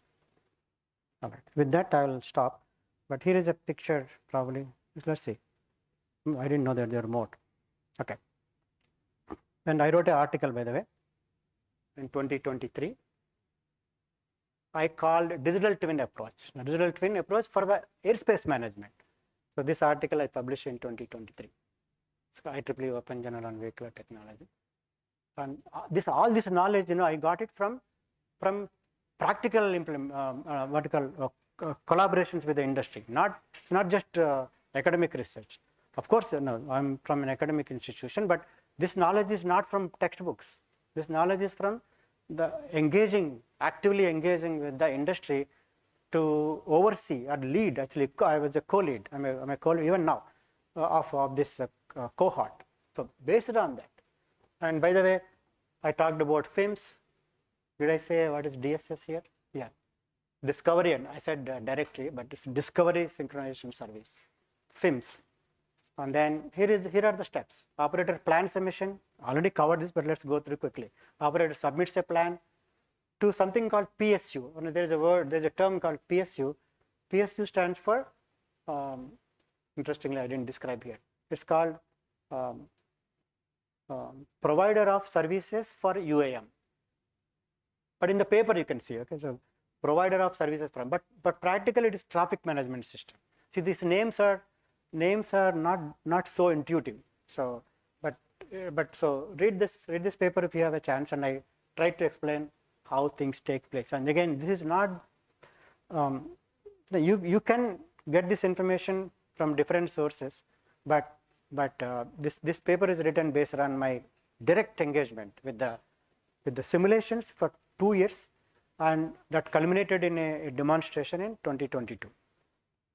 That is something I consider that is a golden opportunity that happened to me, an opportunity that was given to me. I worked for it, but at the same time, it happened. It's not that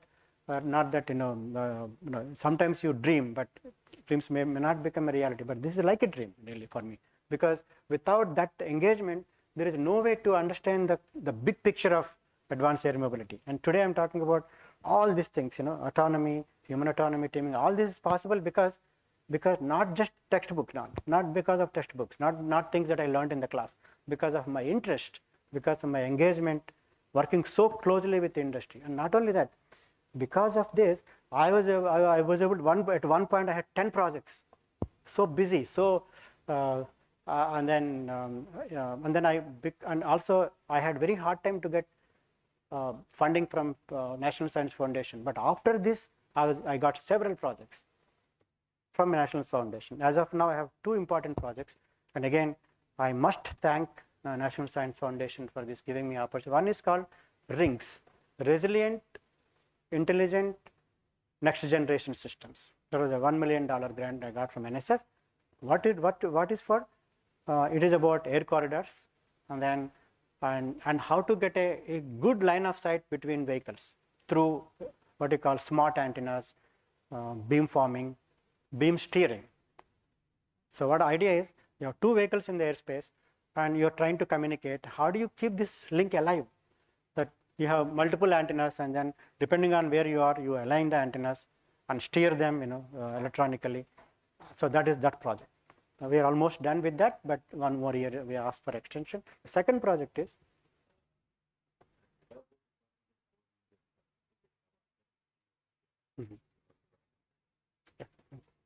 The second project is I talked about flying cell towers. So that project is about $1.5 million, and that was that started in 2024 July or June for next 3 years. It's about placing 2 flying cell towers with a goal of, with an objective of increasing the coverage, increasing the providing service for more number of users, and increasing the coverage area and in general it's scaling. How do you scale the service or coverage area by using multiple base stations? So point is, all this was possible because what started as a simple conversation with NASA asking, can I engage in this project? And then from there, I was able to take every day that I wake up with a lot of enthusiasm, say, and spirit. Okay, so the next I think already have talked about this. And this paper, the air cells and air tracks, this paper was published in 2021. And this was a undergrad student. She was doing her master's degree, and of course she took guidance from me, but the topic is air corridors, concept, design, simulation, and rules of engagement. So this is what I meant by autonomous or automated flight rules of engagement. Meaning that, okay, how far, what is the dimension of this air cell, and then what kind of minimum separation you need, how do you move from one lane to another lane, so those kind of things. Once again, being on top of the research topic, you have advantage of coming up with your own ideas. Okay. For example, if you ask what should I do in TCP/IP, there's hardly not much. You cannot change the direction. But if you are the first person in the research, you have more flexibility. Okay. Of course, you have to be very diligent and careful. And I think I already talked about this. Paper was published in, look at this, philosophy of US to communication. The reason I coined the term philosophy is I was talking to one of my colleagues at Bell Helicopter Company. He said, somehow he said, I think we need to understand the philosophy. So that's why it received the best paper award in this conference here. And I use this figure, even I keep using this figure because it so nicely captures what we are trying to do. Let's see whether it actually works. See how fast you can do this.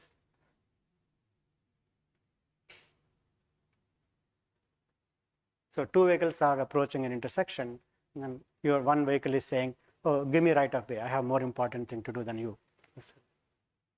So beautiful, isn't it? So if you don't have that communication, it's not possible.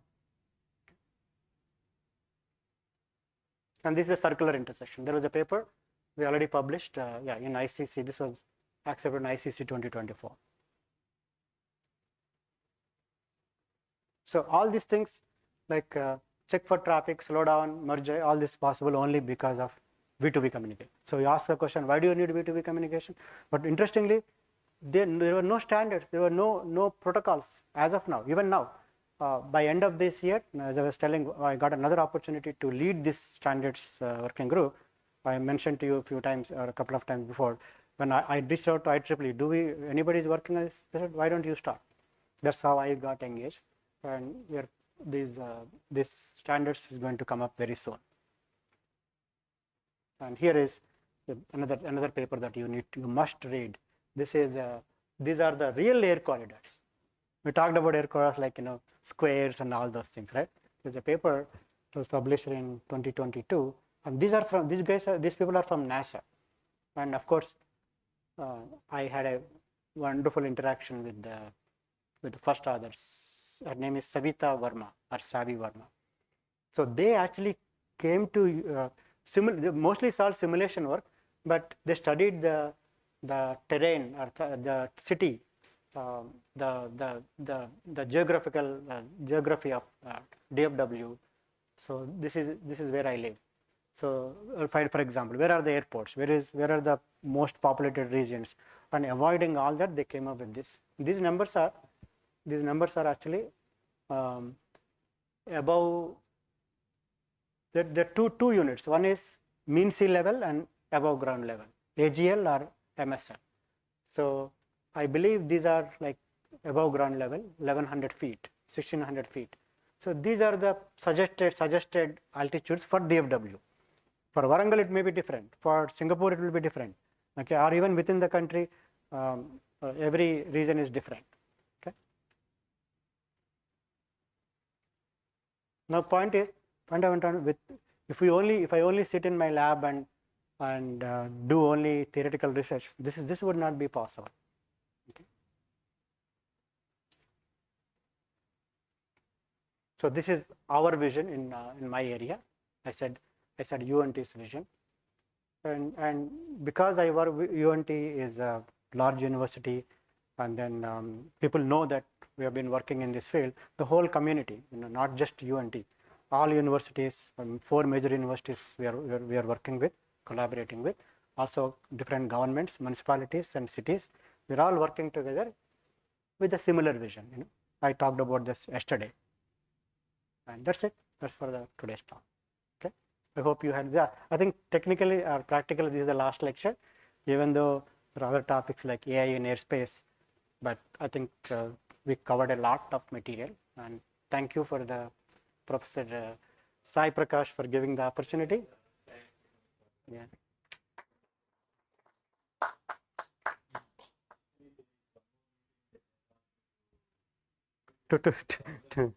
It is.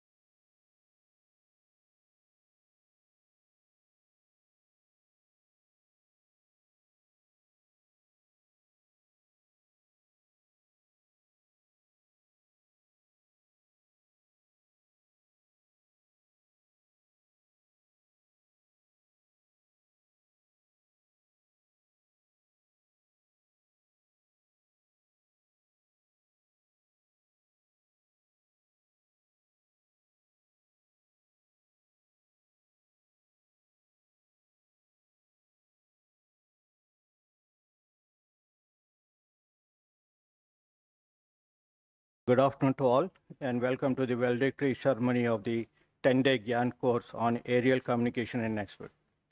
Respected beloved Director Professor Vijayadhar Subidhi sir, respected Dean R&D Professor Sonovar Shirish Hari, respected Chief Guest and Foreign Faculty Professor Kamesh Namuduri, respected Dean IRE and EAA, and Gian Local Coordinator Professor Srinivas Raugar, and respected Head of the Department of ECE, Professor D. Vakla ma'am, the learned faculty of our department of ECE and other departments, dear participants, dear research scholars, dear students of ECE and other departments, ladies and gentlemen.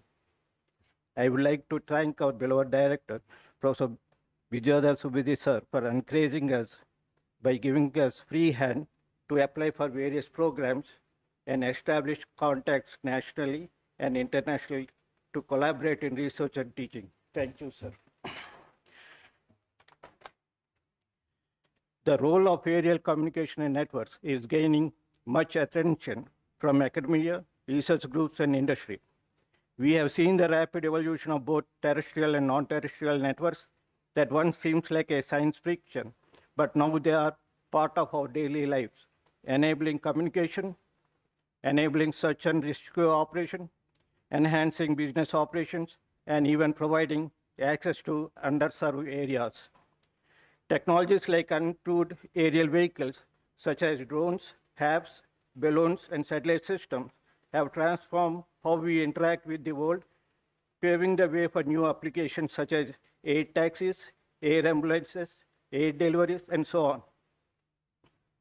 In the journey of 10 days, along with the 24 participants, we have learned deployable aerial communication networks, wireless communication systems, data message routing protocols, UAS to UAS communication, formation control strategies for UAV swarms, joint territory designs, trajectory designs, and resource allocation, basics of channel modeling, interference mitigation, and frequency reuse. And also along with it, we have also studied short range and long range communication and a new modulation techniques called as OTFS for space communication.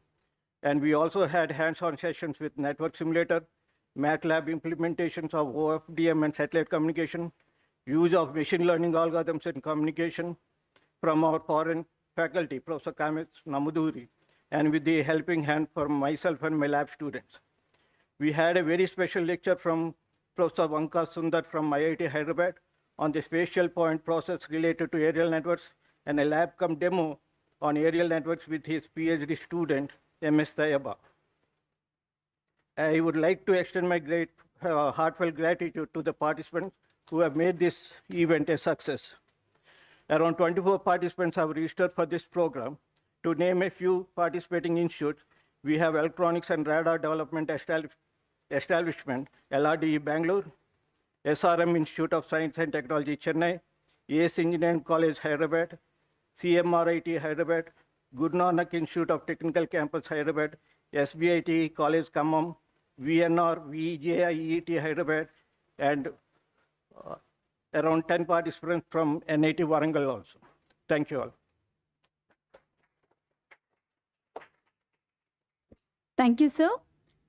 Now I request that the head of the department, Professor D. Vakla ma'am, address the gathering.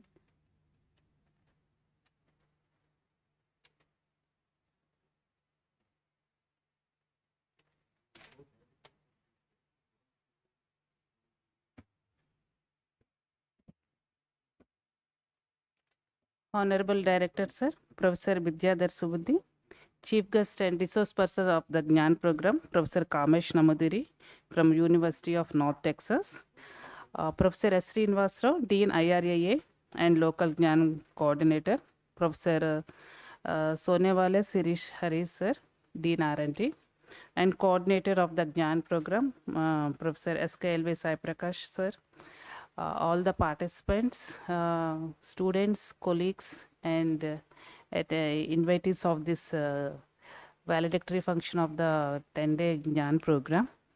A very warm welcome and good afternoon to one and all.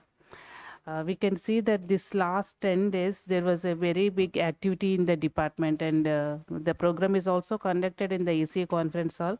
We can see the activity, the liveliness, enthusiasm in the department is going for the last 10 days. It's really good to see. And many faculty, we have a faculty interaction with the resource person, and we are able to share the things like how things are going on at the universities, at their place in their universities, and what is that we are having. We are able to do the comparison, like what is their curriculum, how the research is going on there, how the research is going at our place, like what are the requirements to get any a project or a research guidance, what they are following. And we are doing for the last whenever we are having interaction, all the faculty, we are able to we are doing comparison, like what they are doing and how we are doing, what they are doing, and what is that we can do to better ourselves. We the faculty are trying to improve ourselves by the interaction with the resource person. And sir has given so many inputs, and we are able to gain many things with this interaction. And not only that, after the interaction, we want to collaborate further with the professor sir, and he also accepted for the continuous support and collaboration regarding MOUs, regarding the joint research and joint project collaborations. So we had a lot of discussions in the department, which is really fruitful, I can say, regarding this conducting the Gyan program in the department. And not only this, department has conducted many programs, and all these 3-4 months, it's a really hectic many things going on in the department. And with the support of the faculty, and we the faculty have a total coordination, and we are able to conduct the Gyan programs. And we also conducted that industry academia innovation conclave also. And we have all the faculty have shown their enthusiasm and all their work, what they can put in all the activities under the guidance of our director sir. And regarding the participants, I hope all the participants continue your collaboration with NIT Warangal. And I hope you also, some of you may be interested in pursuing a PhD at our place also. You can, I think this is a chance for you to contact any persons of your domain. So you can discuss with them your problems, and you can also apply for the PhD program at our place. And I hope all the participants go to the website time to time, and please keep coming and visiting NIT Warangal, and also take good participation in the FDP programs, whatever the department is conducting. So with this, I thank the coordinators for giving me this opportunity. Thank you. Thank you, ma'am. Now, I have the privilege of inviting our distinguished chief guest, Professor Kamesh Namuduri, sir, to share valuable insights with us.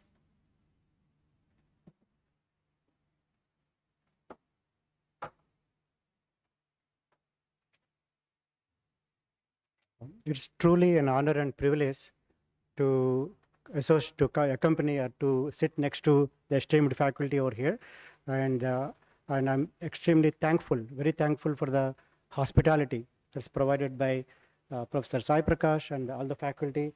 And I had wonderful discussions with everyone, including the director, the head of the department, faculty, and students. And truly, I enjoyed these 10 days, despite the schedule, giving 10 days, 10 lectures in 10 days.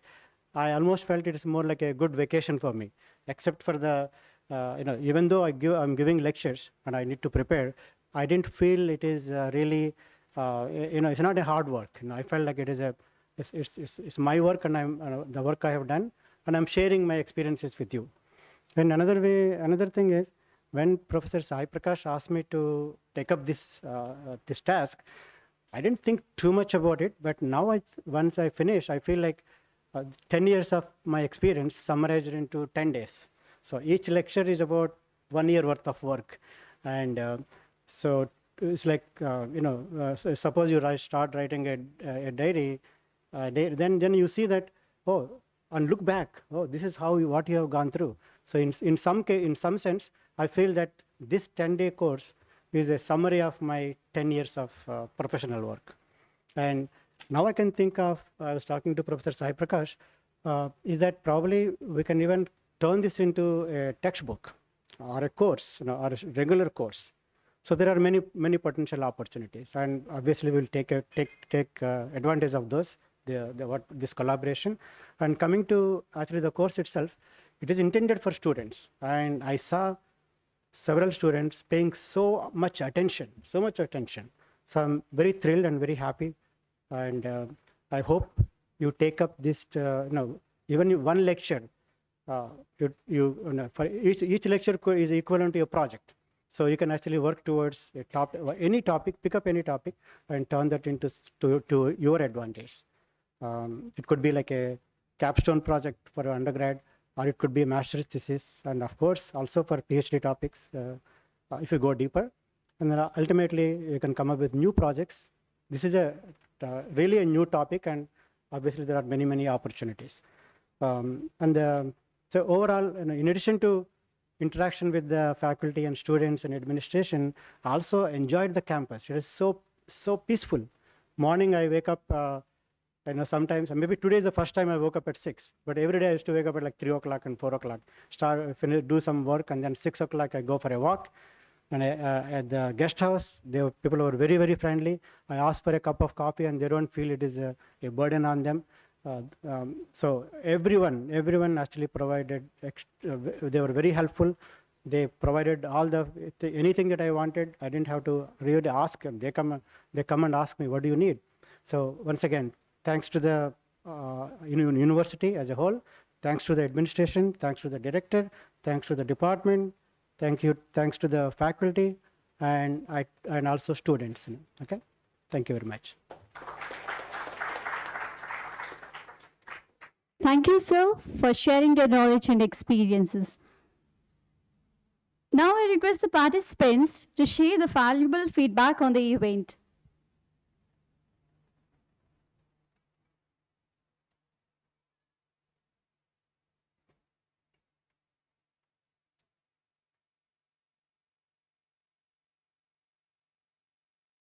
Respected Honorable Director NIT Warangal, Dean of R&D, HOD of the AC Department, Course Coordinator and Resource Person, and my dear colleagues, good afternoon one and all. I am Dr. K.C. Kulayappa, Professor in the Department of PCE, PVKK Institute of Technology, Anantapur, Andhra Pradesh. First, I would like to thanks for giving an opportunity to attend this 10 days program on aerial communications and networks. SAR has gave more valuable insight information. This useful for UG students, PG, and even after doctorates also. I came here to write a proposal, especially this one drone technologies here. Earlier I have attended one program, 1 week program. In addition to that, here aerial communications networks helped me a lot here, and each and every slide is which requires more efforts. Even 10 days is not enough. Even after this one, we need to start the slides. We need to write down.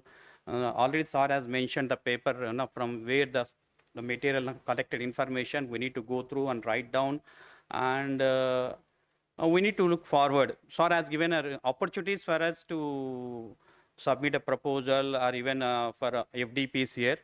And one more here, I equipped with this one, whatever the SAR has 10 days, the slides have shared with that. Here even I need to work, even I used to same whatever information I gained here, I used to take the sessions for the 3rd year and 4th year students, the same. Now, with the help of these slides, I need to transform this knowledge to our students as well as faculty. This way we used to do in our institution, which helps a lot here. Thanks for giving an opportunity for the course coordinators here, Sai Prakash sir, and EC department and NIT Warangal. Thanks for even hospitality and everything. Thank you one and all. Thank you, sir.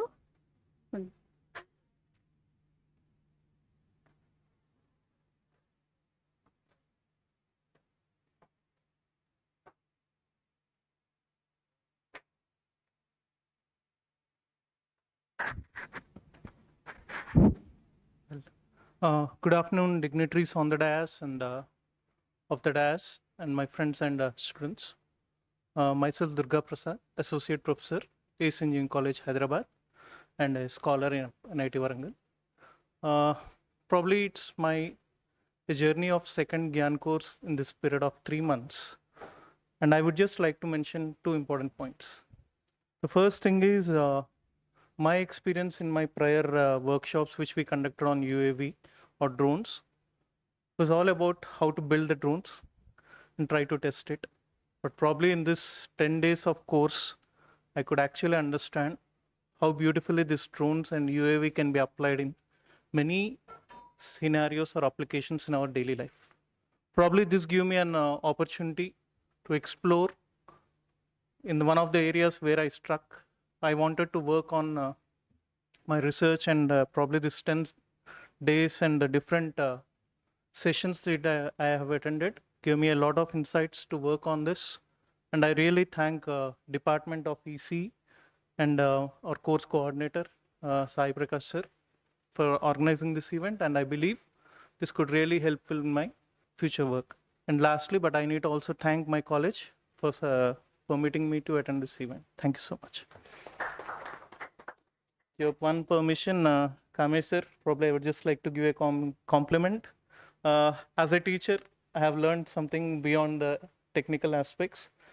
That session you start at 9:30 and the session generally we end at 6:30 also. I find the same pleasant expression and the way of conveying. This is my takeover from the sessions. And thank you for guiding me in that. Thank you.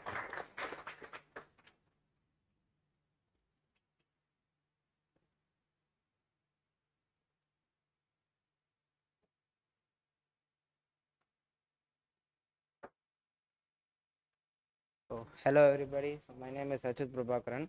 So, I'm from SRM Institute of Science and Technology, Chennai. So, first of all, I would like to thank everybody in the ECE department.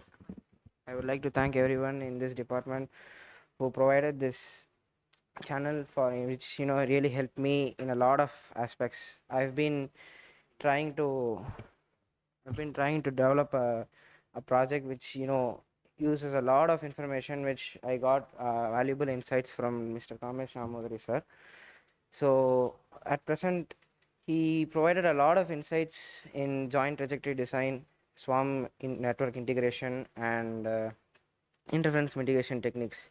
So I would like to express my gratitude in learning from you, sir, and from Mr. Sai Prakash sir also in providing his insights in this project. So thank you very much for the opportunity, and I thank everyone, and I thank NIT Warangal department staff and other professors who could make this happen. Thank you very much.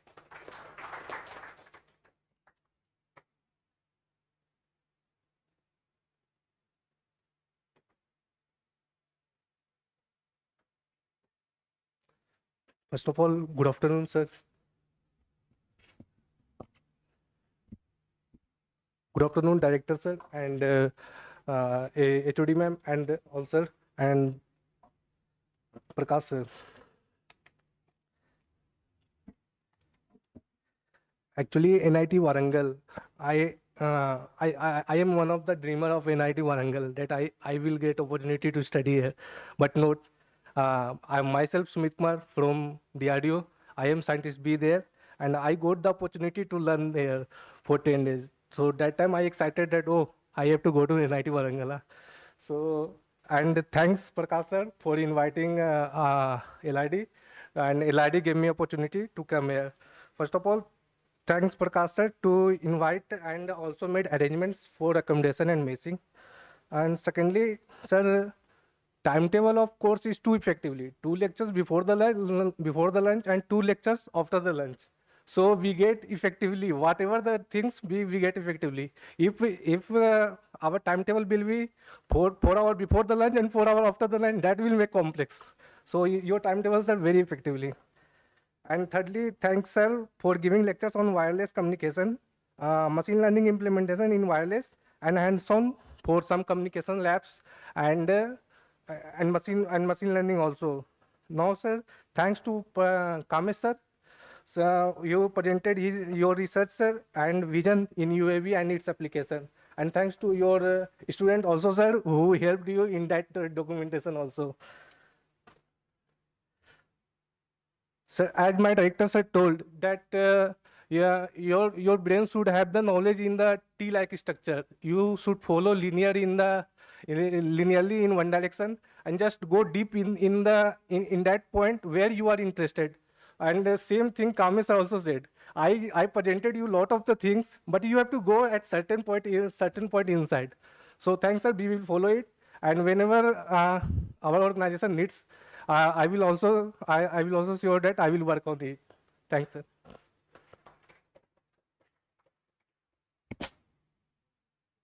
Thank you everyone for sharing your feedback with us. Now we request our beloved director, Professor Vidyadhar Subudhi sir, to address the participants in the Gian course on aerial communications and networks.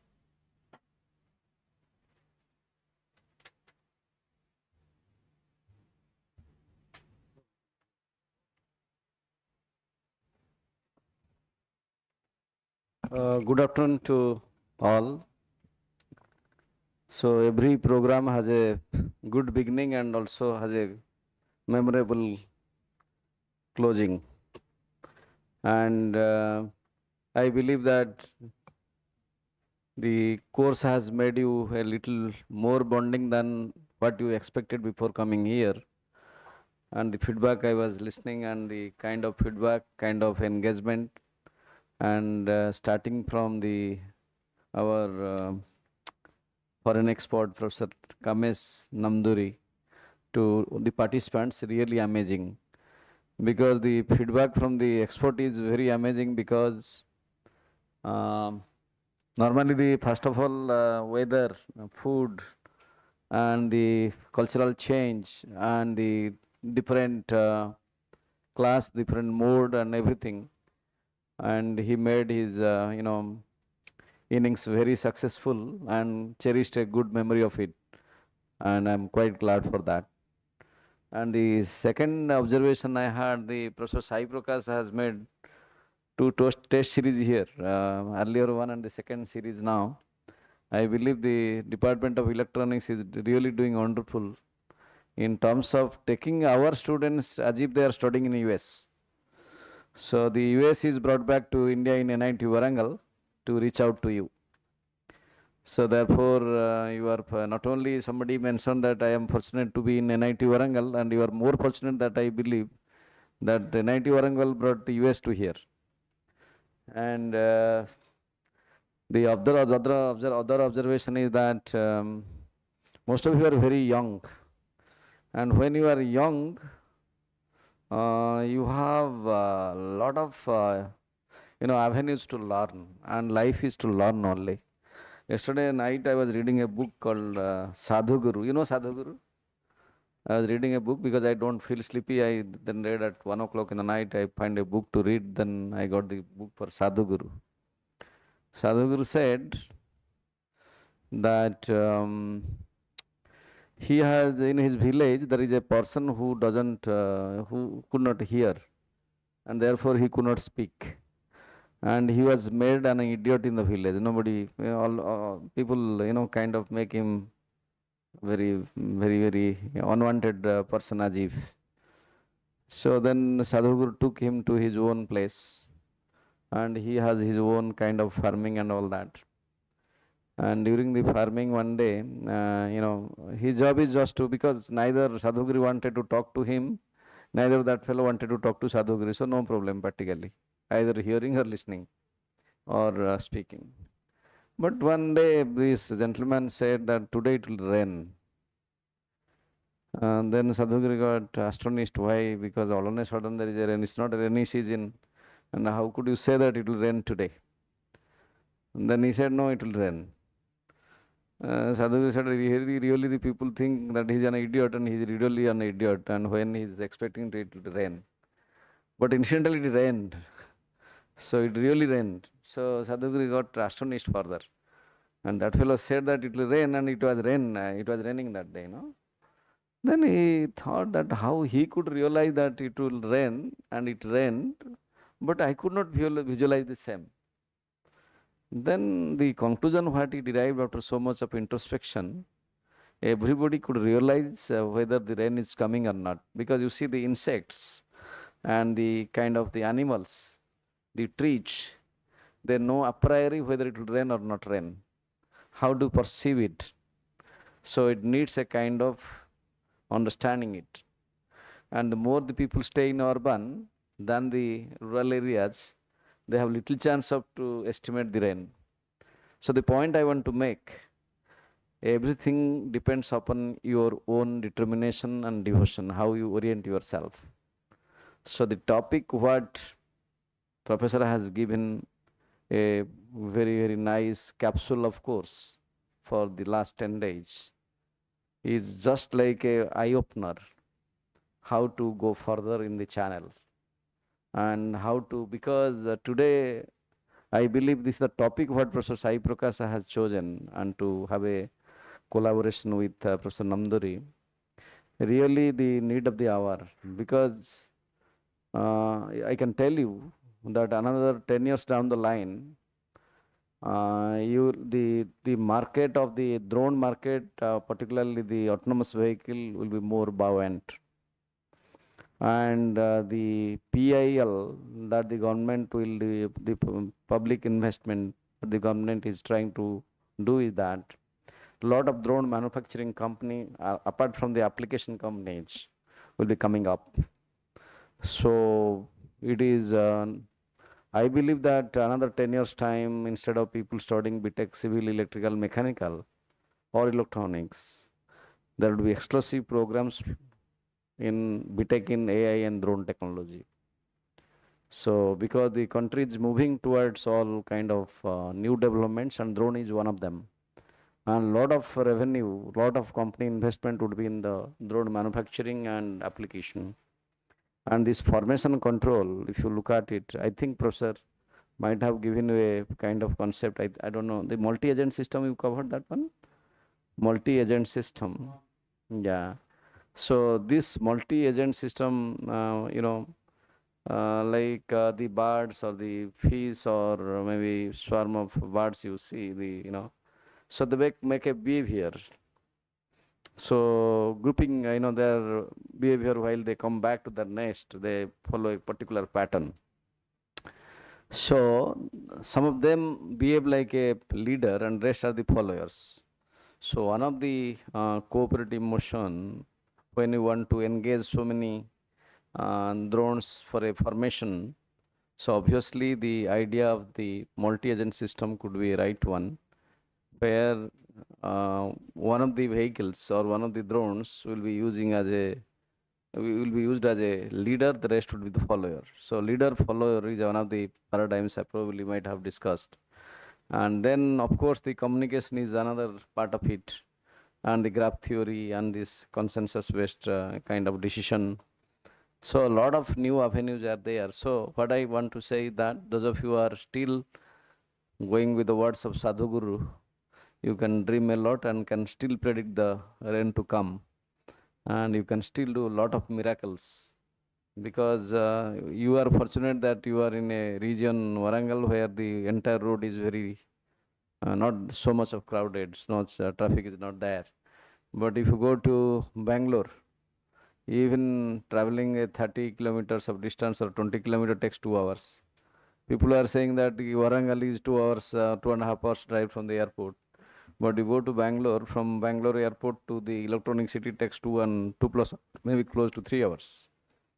So therefore, there is obvious need of some road. I think they have started it. In Bangalore, they have started it. 1,700 rupees. So you can hire or you can book a ticket. You can go from here to your residence to the airport by a drone. So now AIMS Bibinagar, for example, they have started delivering the medicine. So a lot of potential, lot of avenues are there, and those of you who are either a faculty or a PhD aspirant, you can take this course as a background, solid background to move further. So I take this opportunity on behalf of the department and on my personal behalf to extend a very, very cordial gratitude to Professor uh, Namduri for coming over here and helping us in reaching out to you and bonding to strengthen our bonding in the collaboration. So I hope this collaboration will sustain more and continue more growing in future years, so that we can do much more kind of benefit for us and for others.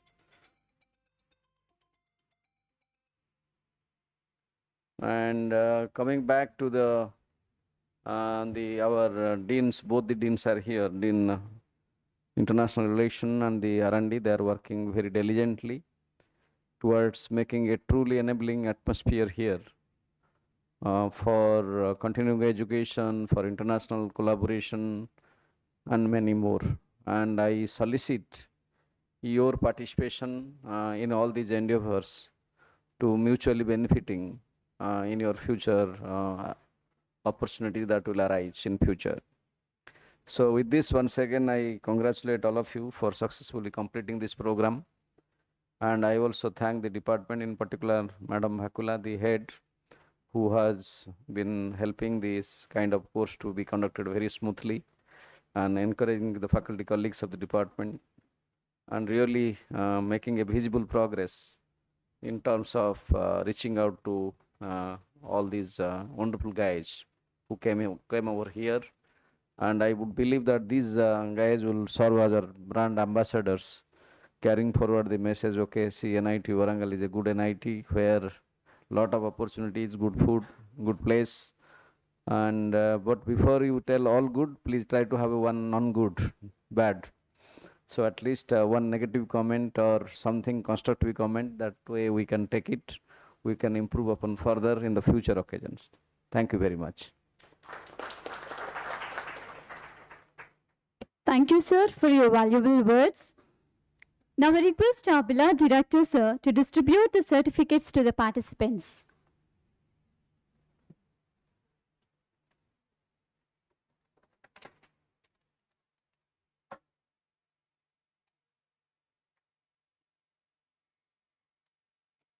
B. Harishma.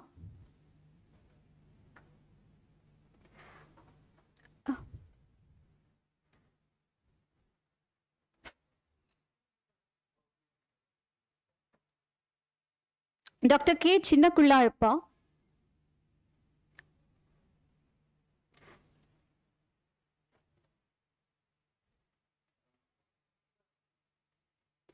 Sumit Kumar.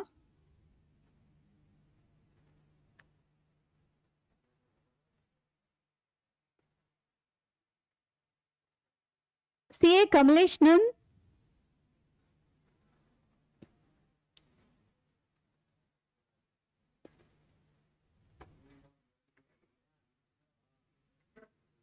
K. Varun Krishnan. Adarsh.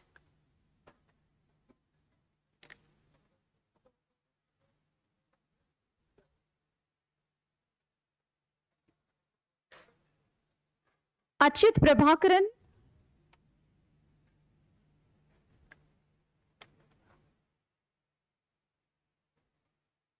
Raila Ravikumar.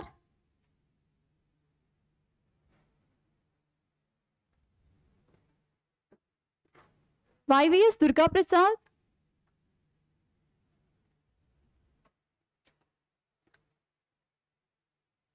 Gopal Krishna Tota.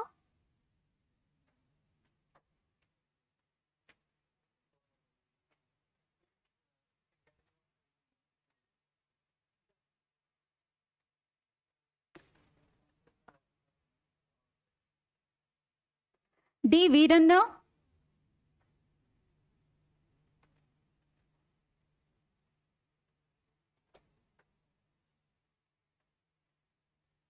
Nagamanikanta.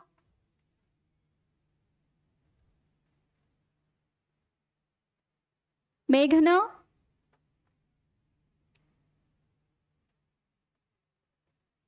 Abhishek Kumar.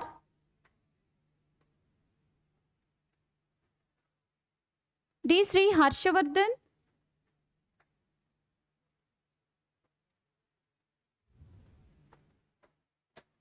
Gershon Paul.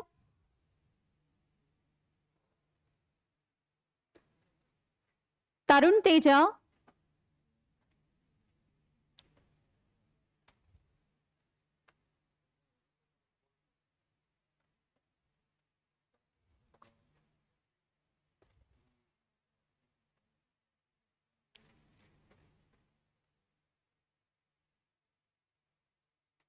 Shanti Priya.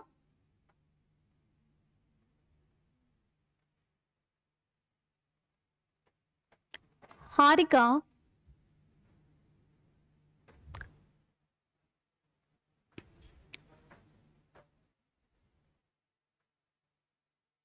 Dr. P. Muralidhar sir.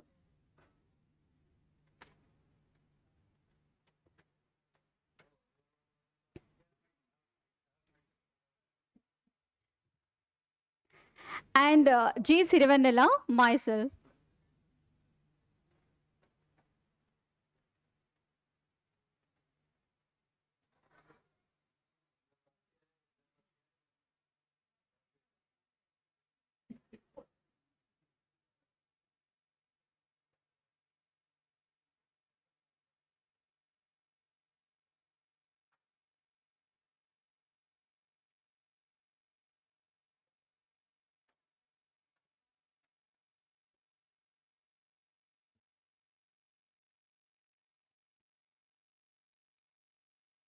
Thank you, sir. I request that Professor P. Muralidhar sir to extend a word of thanks.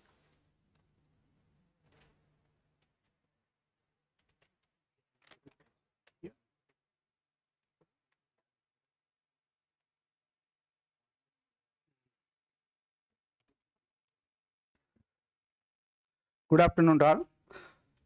So it is my privilege to honor to propose a vote of thanks on this momentous occasion of the 10-day Gian course on aerial communication networks. First and foremost, I extend my heartfelt thanks to and gratitude to our Honorable Director, Professor Vidyadhar Subudhi sir, for his encouragement and vision continue to inspire us. A heartfelt thanks to Professor Kamesh Namaduri, Electrical Engineering Professor at University of North Texas, Denton, USA, for being part of this academic initiative and enlightened us with the knowledge on aerial communications and networks. I extend my sincere thanks to the Professor S. Srinivasarao, Dean IRA, Local Coordinator of GAN Program, NIT Warangal, and Professor Shirish Sonavane sir, Dean R&D, NIT, Dean RNC sir, for their unwavering support in making this program success. Special thanks to Professor D. Vakla Madam, Head of the Department of ECE, for her guidance and support in organizing this event seamlessly. My sincere gratitude to the course coordinator, Professor S. Kelvi Sai Prakash, for his unwavering dedication and efforts in making this event success.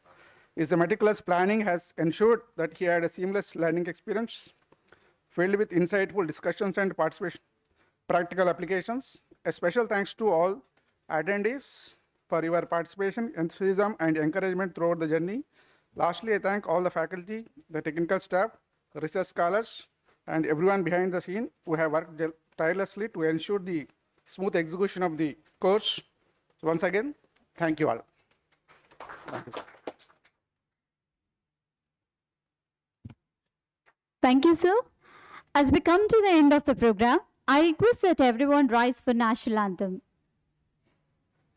Jana Gana Mana अधिनायक जय हे भारत भाग्य विधाता पंजाब सिंध गुजरात मराठा द्राविड उत्कल गंगा विंध्य हिमाचल यमुना गंगा उज्जल जगति तरंगा तव शुभ नामे जागे तव शुभ आशीष मागे गाहे तव जय गाथा जन गण मंगलदायक जय हे भारत भाग्य विधाता जय हे जय हे जय हे जय जय जय जय हे. Thank you all. I request all participants to join for a photograph. GIAN programs are very. After that, I will come to